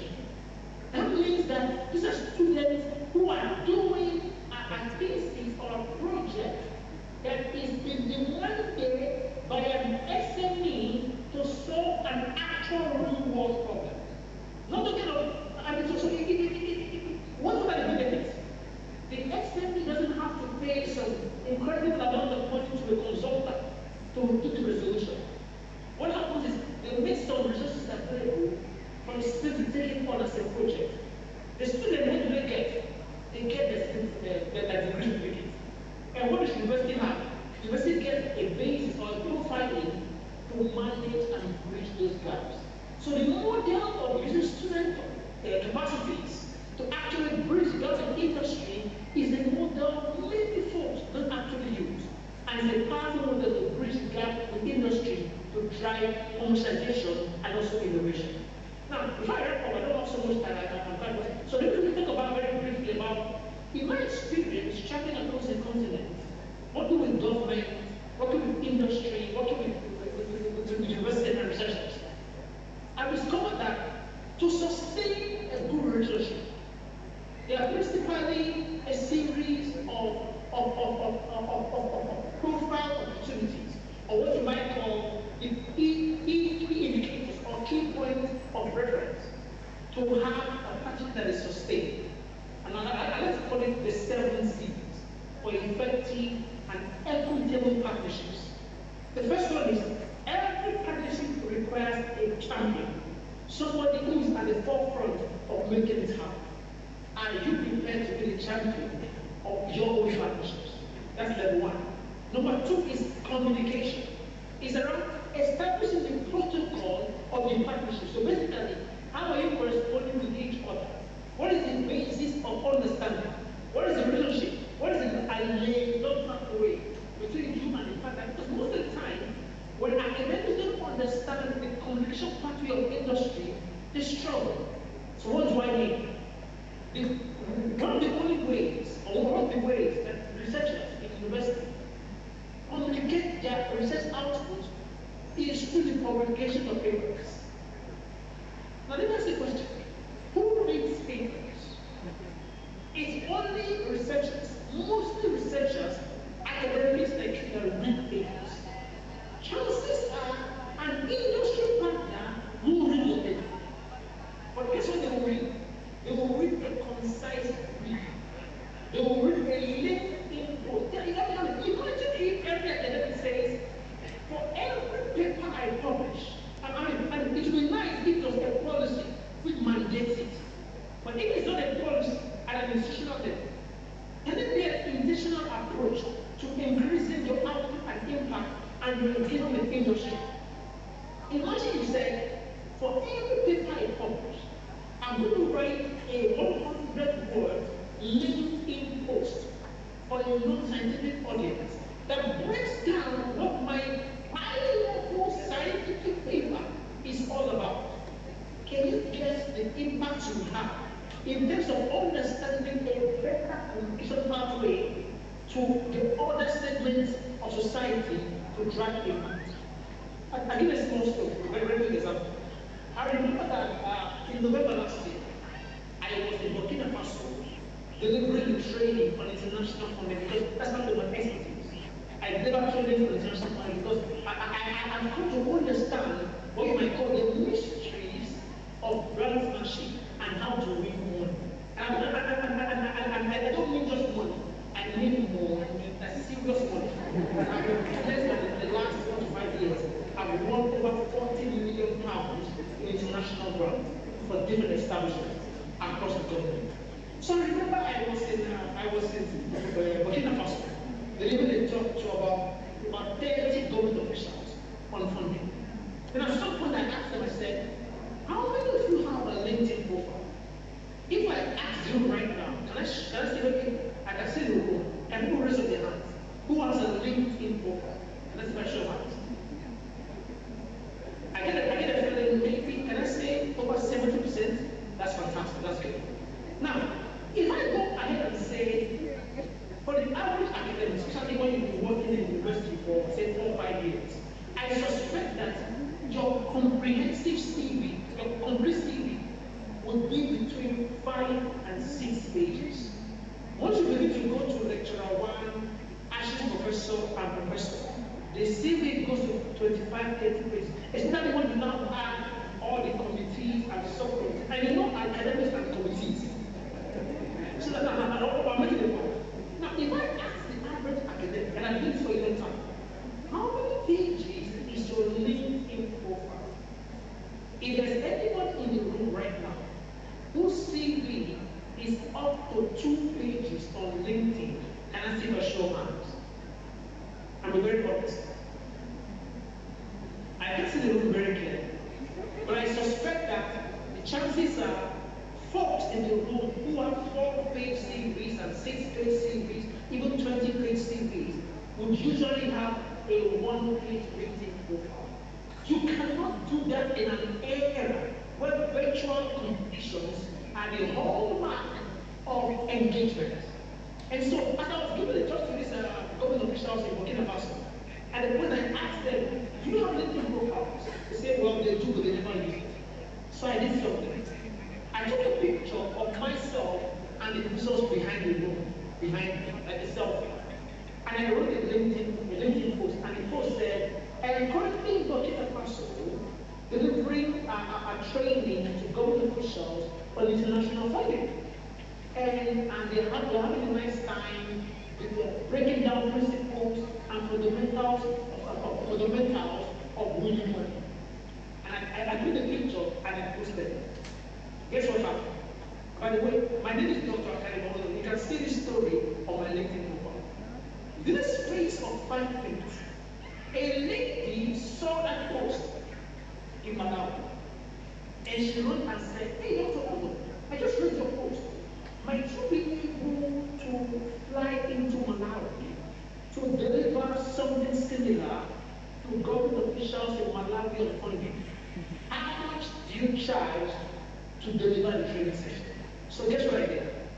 I screenshot that her email at DM, and I showed the entire room of the government officials.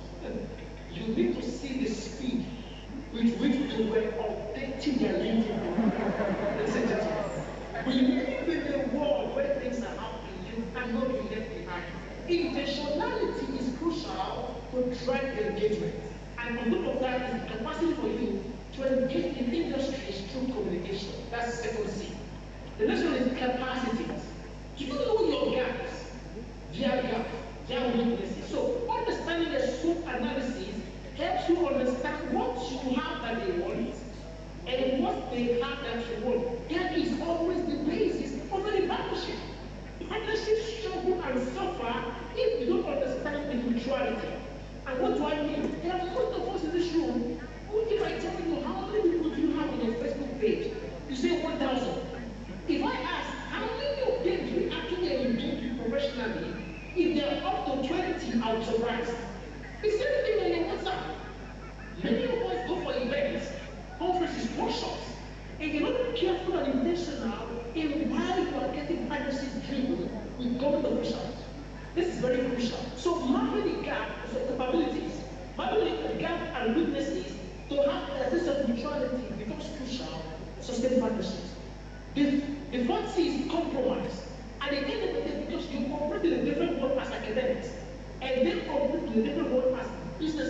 industries, compromise are quite crucial so that agreeing mutuality to the point where it is clear and it's hot becomes very, very crucial. That's the fourth C. The next one is creation. Now, your understanding that mutuality and the gaps drives the capacity to actually create mutual projects that are beneficial to you and them. When you keep asking only from them, that is not mutual.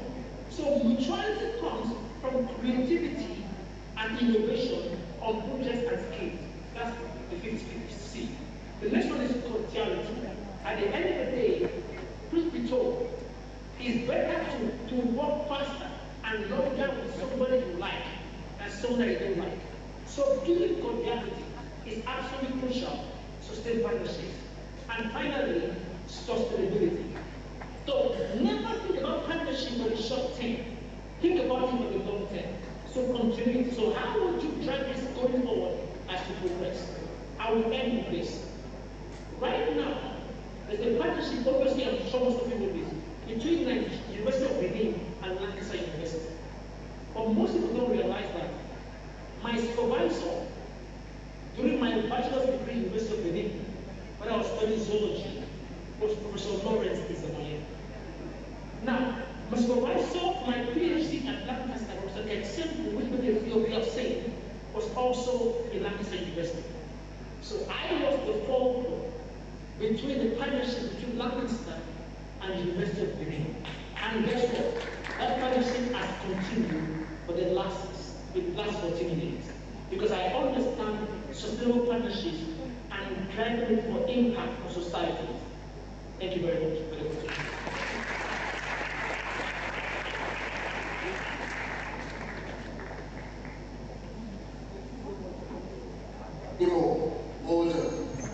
That was quite a brief and concise presentation on emerging technologies and the future of research and innovation ecosystem. Just one more session and we are out of this.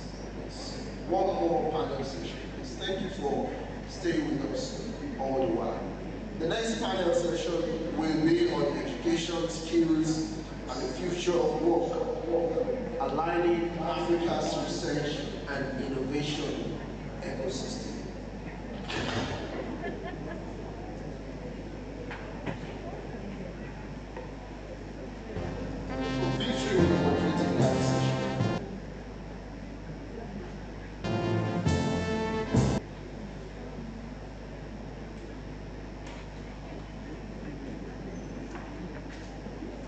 Thank you very much, distinguished ladies and gentlemen, for staying with us up till this time.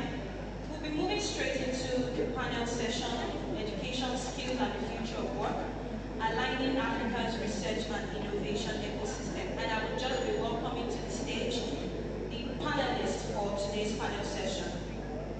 First, we have Honorable Kelly Kerimu. Honorable Kelly Kerimu is the Managing Director of Edo Jobs, where he leads initiatives focused on job creation, skills development, and youth empowerment across Edo State.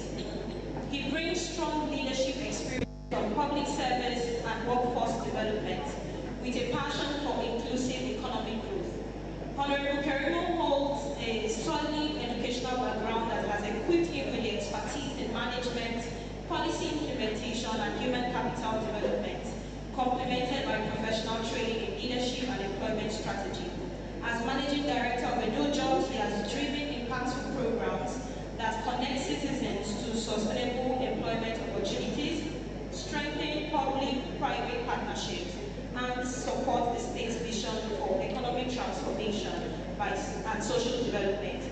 Honorable Kelly Kerimu is here ably represented by Ambassador Solomon Okosu, the Managing Director of Edo Creatives. Sir, you're welcome. Our second panelist for this panel is Honorable Asemota Precious Izodua. Honorable Izodua Precious Asemota is a trailblazing innovation leader and former head of the Edo Innovation Hub, also known as Edo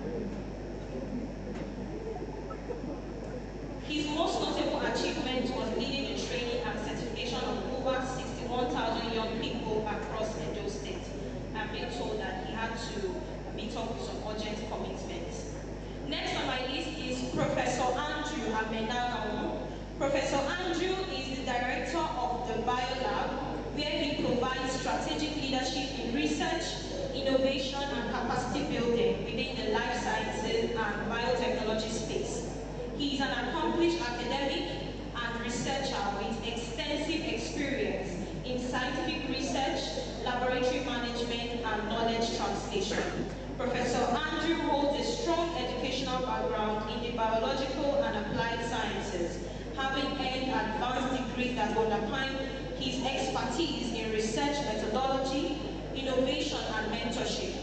As director of the BioLab, he is committed to advancing cutting-edge research, fostering interdisciplinary collaboration, and developing the next generation of scientists through excellence in education, innovation, and applied scientific solutions. Last but by no means the least is Dr. O. Olaye.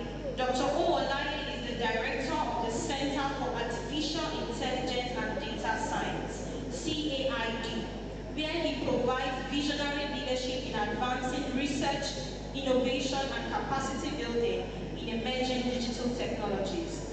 He is a seasoned professional with expertise spanning artificial intelligence, data analytics, technology-driven solutions for development. Dr. Olaye holds an advanced educational background in relevant scientific and technological disciplines, supported by extensive research and professional experience. In his role at CAID, he is committed to fostering interdisciplinary collaboration, driving applied research and developing talents that can leverage data and AI to solve real-world challenges and support sustainable socio-economic growth.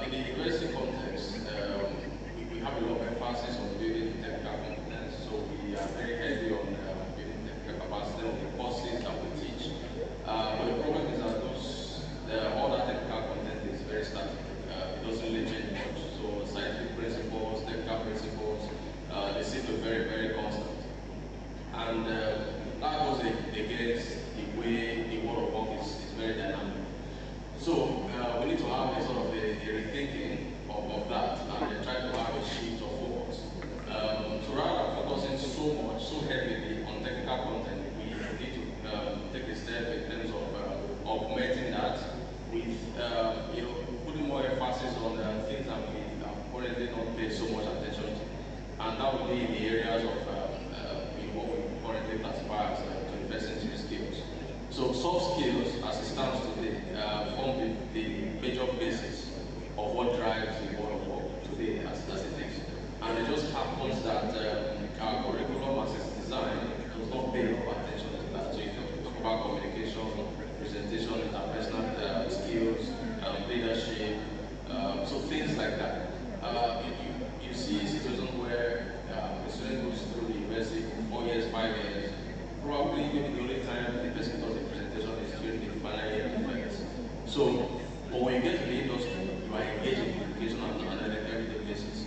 So it can become a problem as a student that is graduating and you do not have that deep level of competence and also confidence in communicating ideas. So I think we can pay more attention in the area of building competence instead of advancing these skills in our students.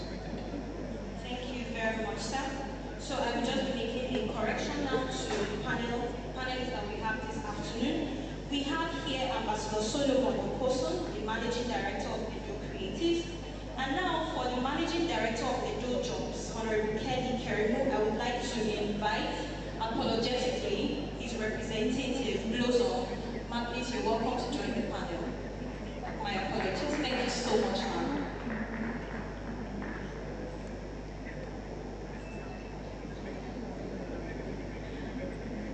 Another point of note is that we'll be taking questions. Madam Ofrima, you're welcome. We'll be taking questions from the audience shortly, so please note down your questions. So immediately we're done with this first section of questions, we can take audience questions. And to our panelists, please try to keep your answers very brief. Thank you very much, sir. Yes, sir. My name is Ambassador Solomon Okoson, the Director on Entertainment and Creative Economy to the State Government. And currently I'm the Managing Director of Edo Creative Hub.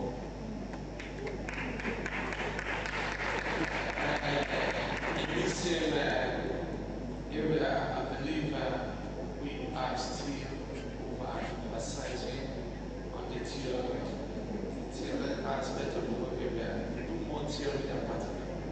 And I believe it's lack of materials, lack of technological equipment in our institution to do more practical instead of the theory. That is the reason why in the Western world we're far ahead of us, because they do more practical than theory. And the practical work they do is what we research. If we do more practical, we have more things on ground for them also to research. Thank you.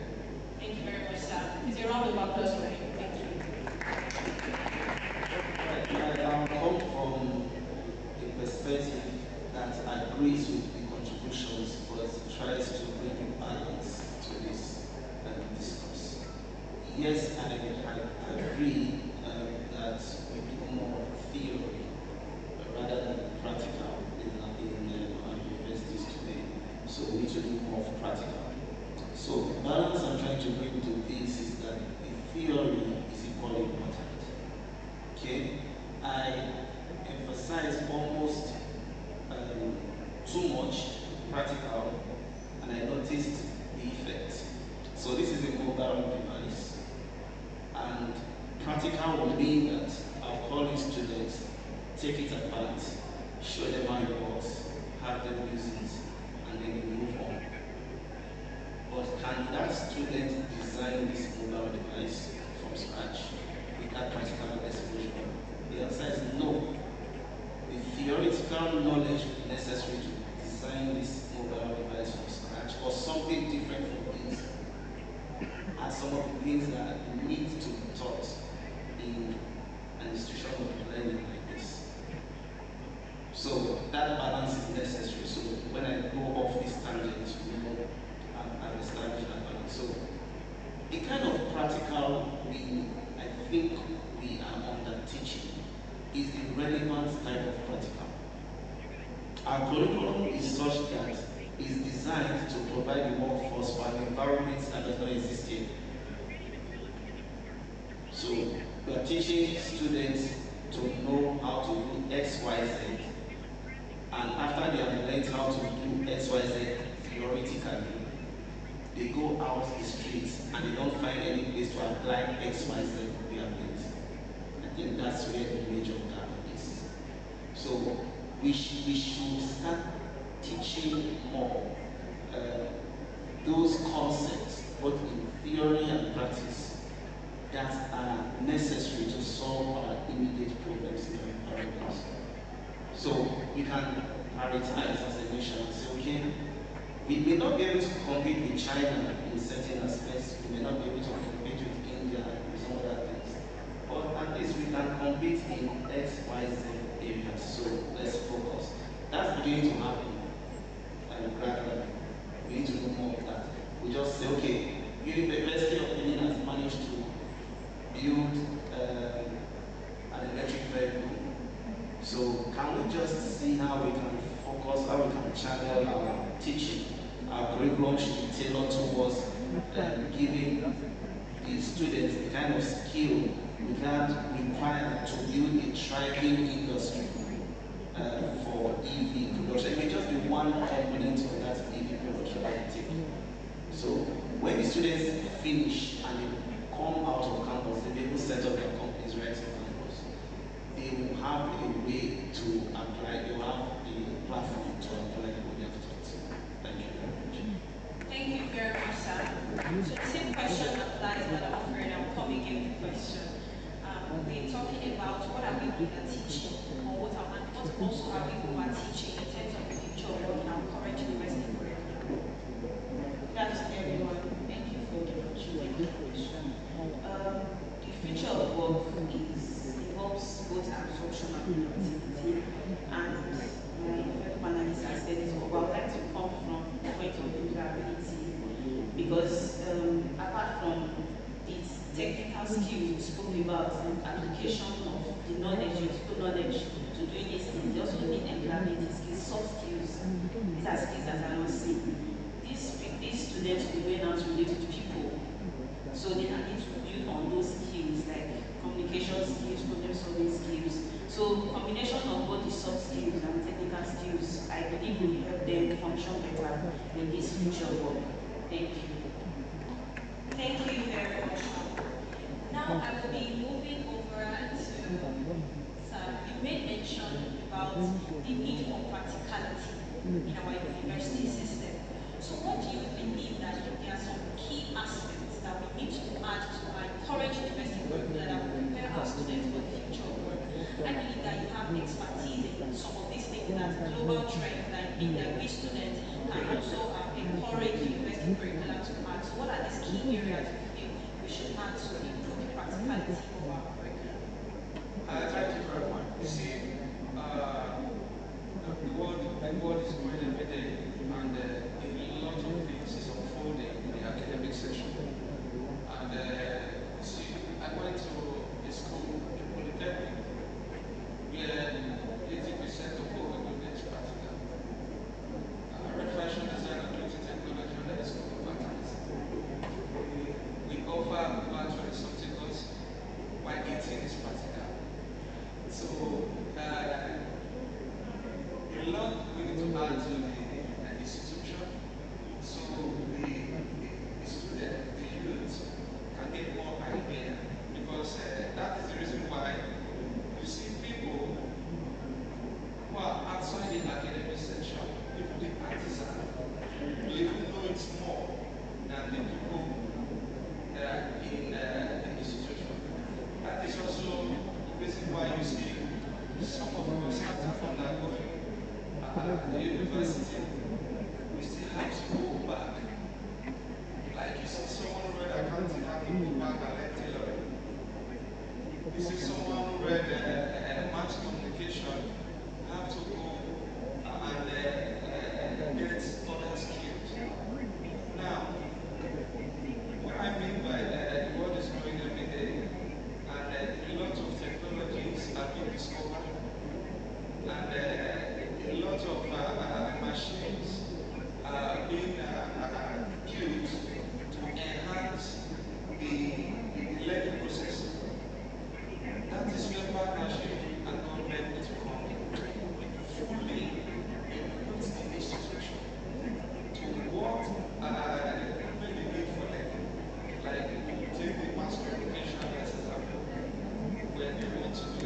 their practicals are there's supposed to be an updated studio for them, for journalism, for newscasting. In my sector, in the creative sector, you see there is supposed to be an updated lab. Recently, AI blew it up. I believe a lot of Nigerian institutions does not have the course or the department or the course that is attached to AI. So when we have things like this, that we can do practical and technologies that can enhance our learning, I believe it's something that we not look for to prepare our youth for the next generation. Thank you. Thank you very much, sir. So I would come over to you again, Madam Ofuri, because you're representing Madam Kelly from the New Jobs. I have this specific question.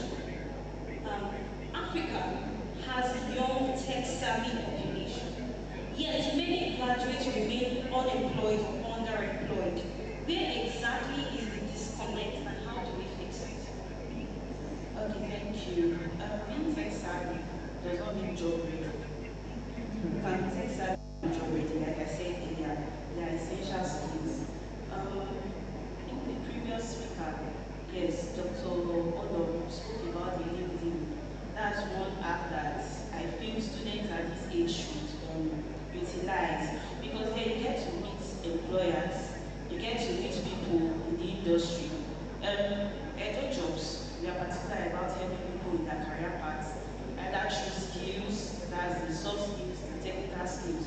So we tend to, so that's why the LinkedIn hub is very important. We tend to meet employers, and as you are pushing forward into your career, you need to know first of all yourself. That has to do with your strength. Alright? So that's why you need to have these employability skills, because having graduated from school does not make you employable. You have to have these necessities to be employable. Then when you now know your strengths, you now know the industry you are forging into, what they need, how to address that with them. When there's a match between them, then the person, you can say this person is job ready. And also, aspects of technology. I have a friend that said everybody is digital literate, because at least you can use your phone, you can use the POS. But we should, as students of the institution, should go further than just with the basic Microsoft, Excel, PowerPoint. You can venture into digital marketing. Those are things that are trendy right now. So you can be in my culture department, and you are also involved, or you are good at digital marketing. When you combine both, you find out that you excel in that field. Thank you. Thank you very much, Madam Ofri. I would like to bring the microphone over to Professor Andrew. Sadly, as someone you've understood how startups run, how research can be taken from research into action. So this question is directed at you. How can governments, universities, and private sectors come together to collaborate to turn research into market-ready solutions? Thank you for the question. I think number of previous speakers already tried to have conversations about this. And for me personally, I think it has always been the case of not aggregating enough. Yeah, and I think Dr. Odo also mentioned it, and incidentally we have worked together on a couple of projects in the past. So I have a very clear sense of the need for these different elements to come together and actually communicate. So you see people in academia, it seems like we have a lot of knowledge, the whole concept of ivory tower work here. We feel that people in the industry, where the money is actually, it's come to us, right? People in the industry is one that has the money, so it feels like you should come to him. The whole, the one that is looking for something is the one that has confidence, right? Something like that. So meanwhile, the government is there. They are busy with a whole lot of important stuff, right? So these different elements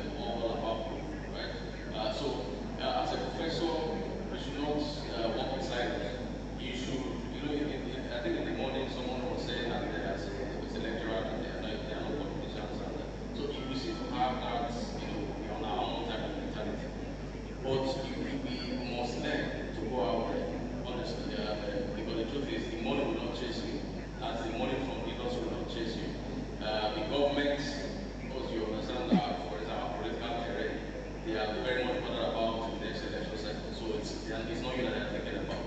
So we all need to find a way, find a structure, and I think the university can take a lead from that. So we can have a sort of some type of unity in the university that provides that link between the industry, the academia, and of course government. So we need to be more dedicated in that direction. Thank you very much, sir. For the sake of time, we'll be taking one last question, and this is directed at Dr. Olaye. Sir, you are an AI expert. A lot of young persons say that technology has come to replace us. So do you think that is true? And do you think how can young professionals stay adaptable in this area of, in this era rather, of automation, AI, and rapid technological change? This is also related to what Madam Ofori said, that we have to be job ready. So how can we make ourselves ready in this era of AI and automation? All right, thank you. I'll take the last question first. To be job ready, to take advantage of technology, you need to leverage it, you need to learn about it.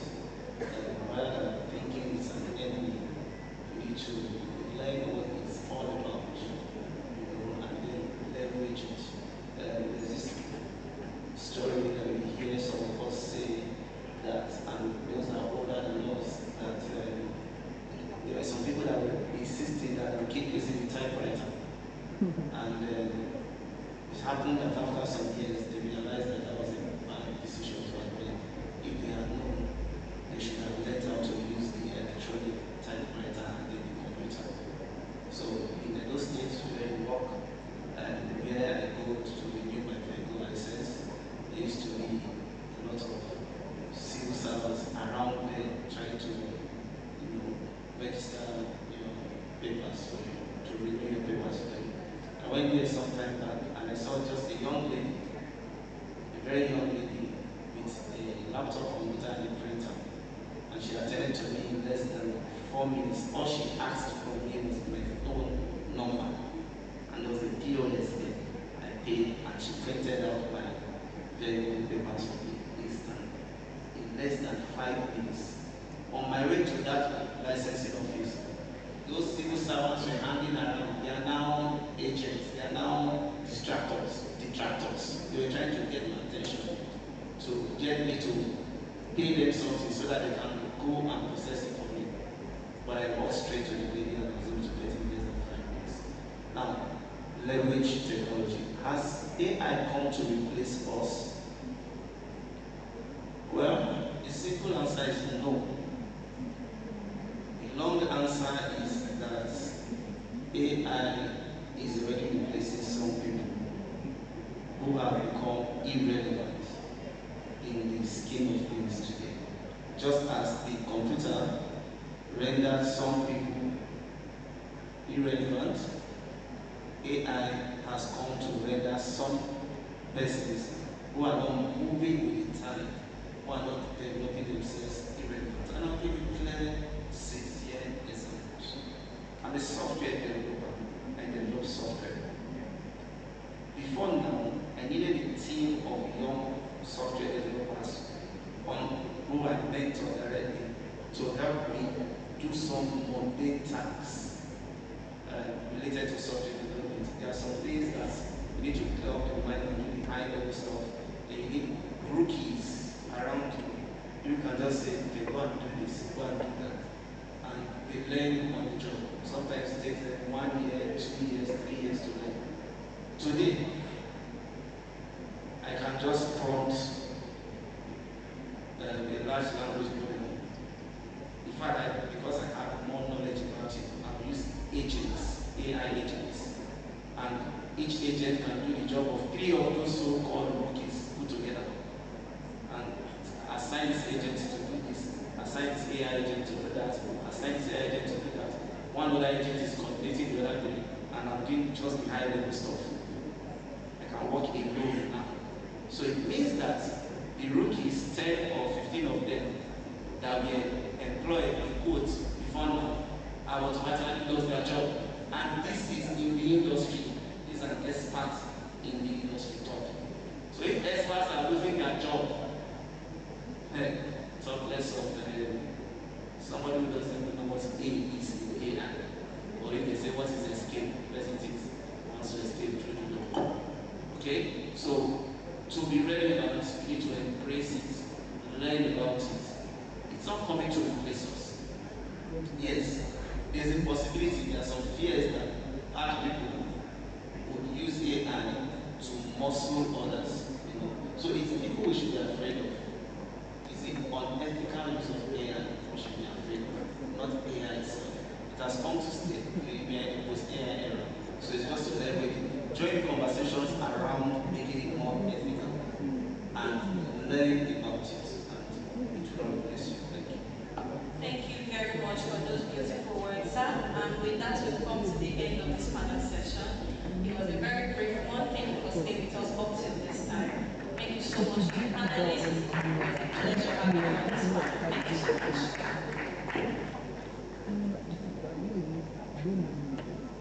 Thank you so much, our panelists. We will do a presentation of awards to our panelists, and that will be done by Professor Edo. I understand she's here with us. Professor Edo will help us. Oh, sorry, I beg your pardon. He would help us with that presentation. Thank you so much.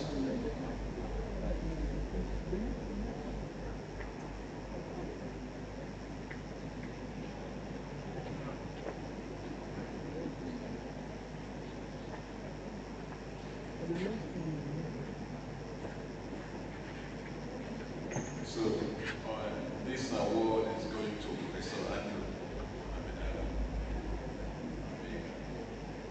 So on behalf of the Uniben, I say this to you, being the one distinguished panelist in this year of our conference.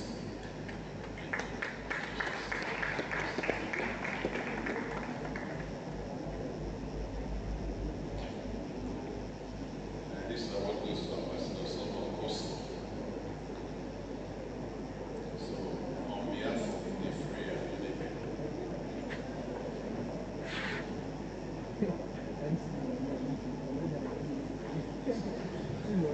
okay, so present this award to you, sir. On behalf of Uniben, being a distinguished panelist this year and research and innovation.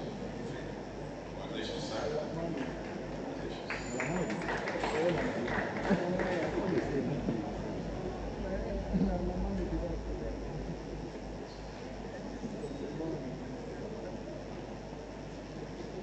Next, the award list, Dr. Edo Olaye. Thank you, sir, for honoring us with your distinguished presence this year research and innovation. So on behalf of the friend, we present this award to you, sir. Thank you very much, sir. God bless you. And finally, on behalf of Honorable Karim Sheoke, we would like to present this award to you for being a distinguished panelist. Thank you. God bless you. So take a group photograph.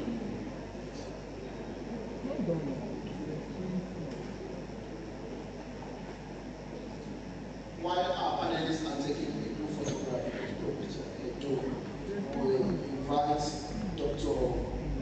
Udumuyiwa to help us with the results of the hackathon pitches that we have provided.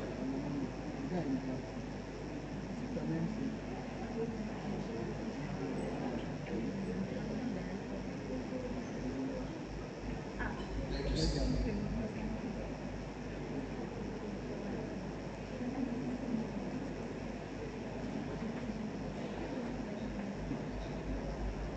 Okay. You guys are still patient, that's good. And this is people that sign it, I'm not interested in doing it, but at the same time, we do it hot. Well, let me say something first, that everybody did well. All the four presenters that presented their solutions, they did a very good job. I will give them comments, so don't look at the results and think that is the value of what you did. You know, when people are judging, we have four people judging and we sit differently.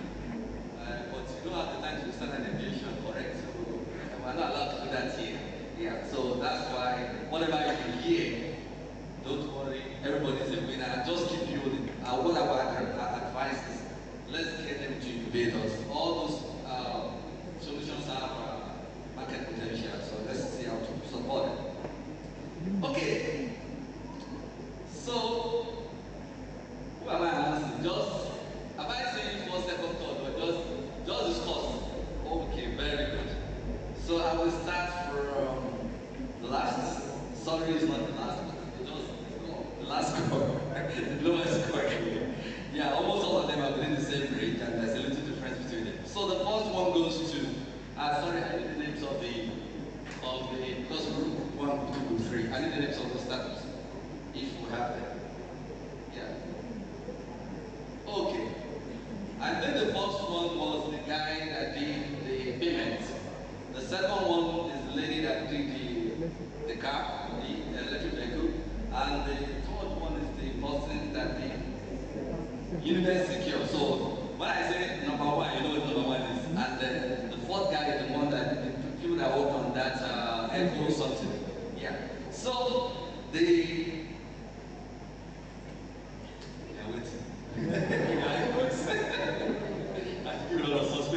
Okay, so, well, the score goes to group 3, team 3, the score 285.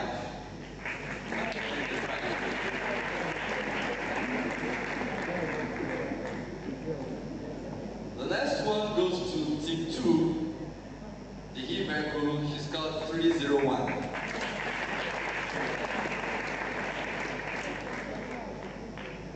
And the next one, I want to know. And the next one goes to team 1, he scored 305. You can see that it doesn't difference.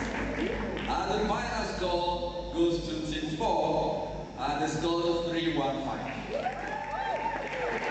So like I said, everybody did well. This is just scoring by 4 people. So don't be discouraged by the scores. You all did very well. And I see potential is not what you do. Thank you so much. Thank you so much, sir. Your presentation will be launched later at the trade office. We'd like to invite Professor Onyeha, the local organizing committee chairman, to move the vote of thanks. Please a round of applause for her.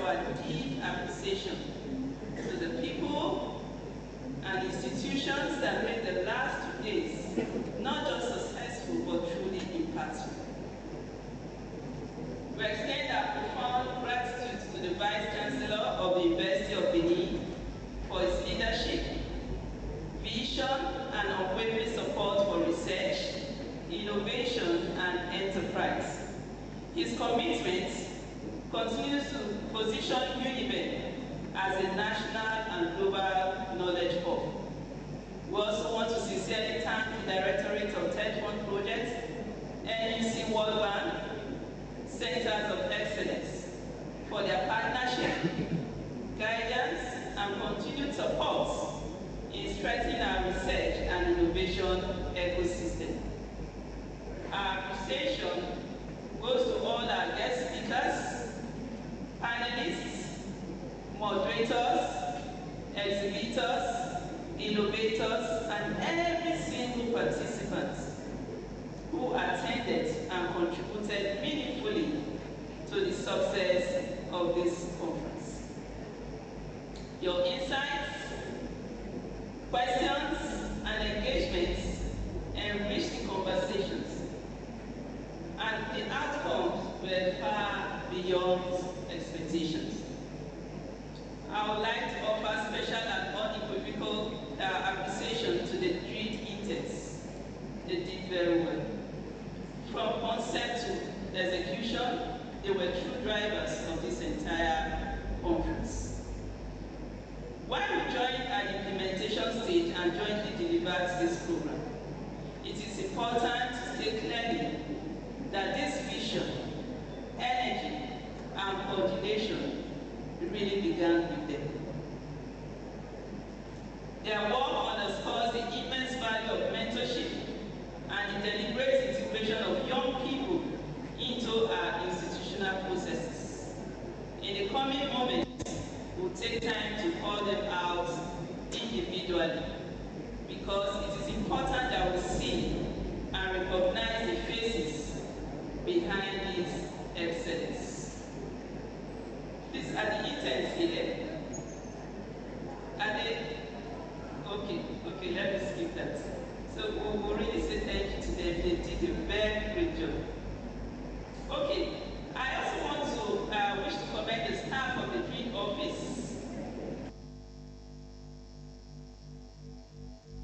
Indefatigable, deeply loyal team, who behind the scenes work short significantly across all fronts. Yes, for the past, I would like to work with them, working on this tirelessly, and they have really worked hard. We equally appreciate the Standing Committee of Three, who doubled as the organizing committee for this conference.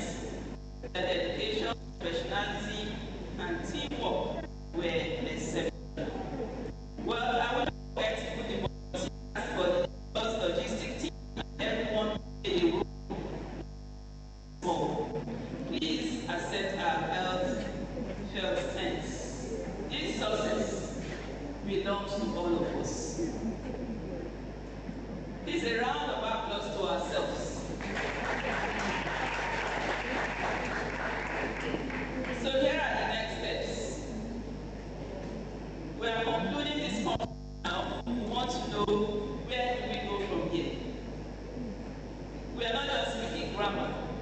All that you did here today is not for a joke. You know, we have other steps to take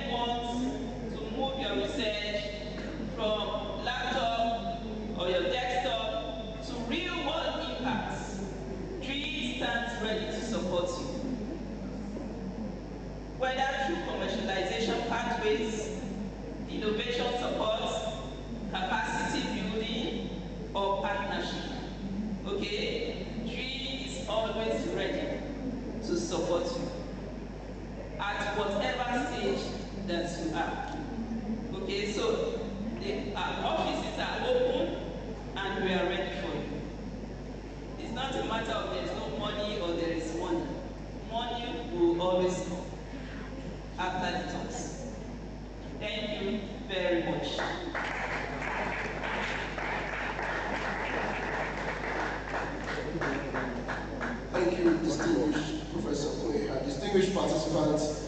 This marks the end of this great conference.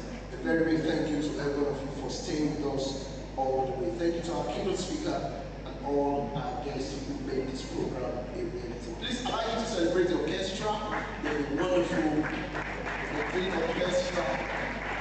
They entertained us this morning and they'll be doing that again right about now. Thank you so much. God bless you.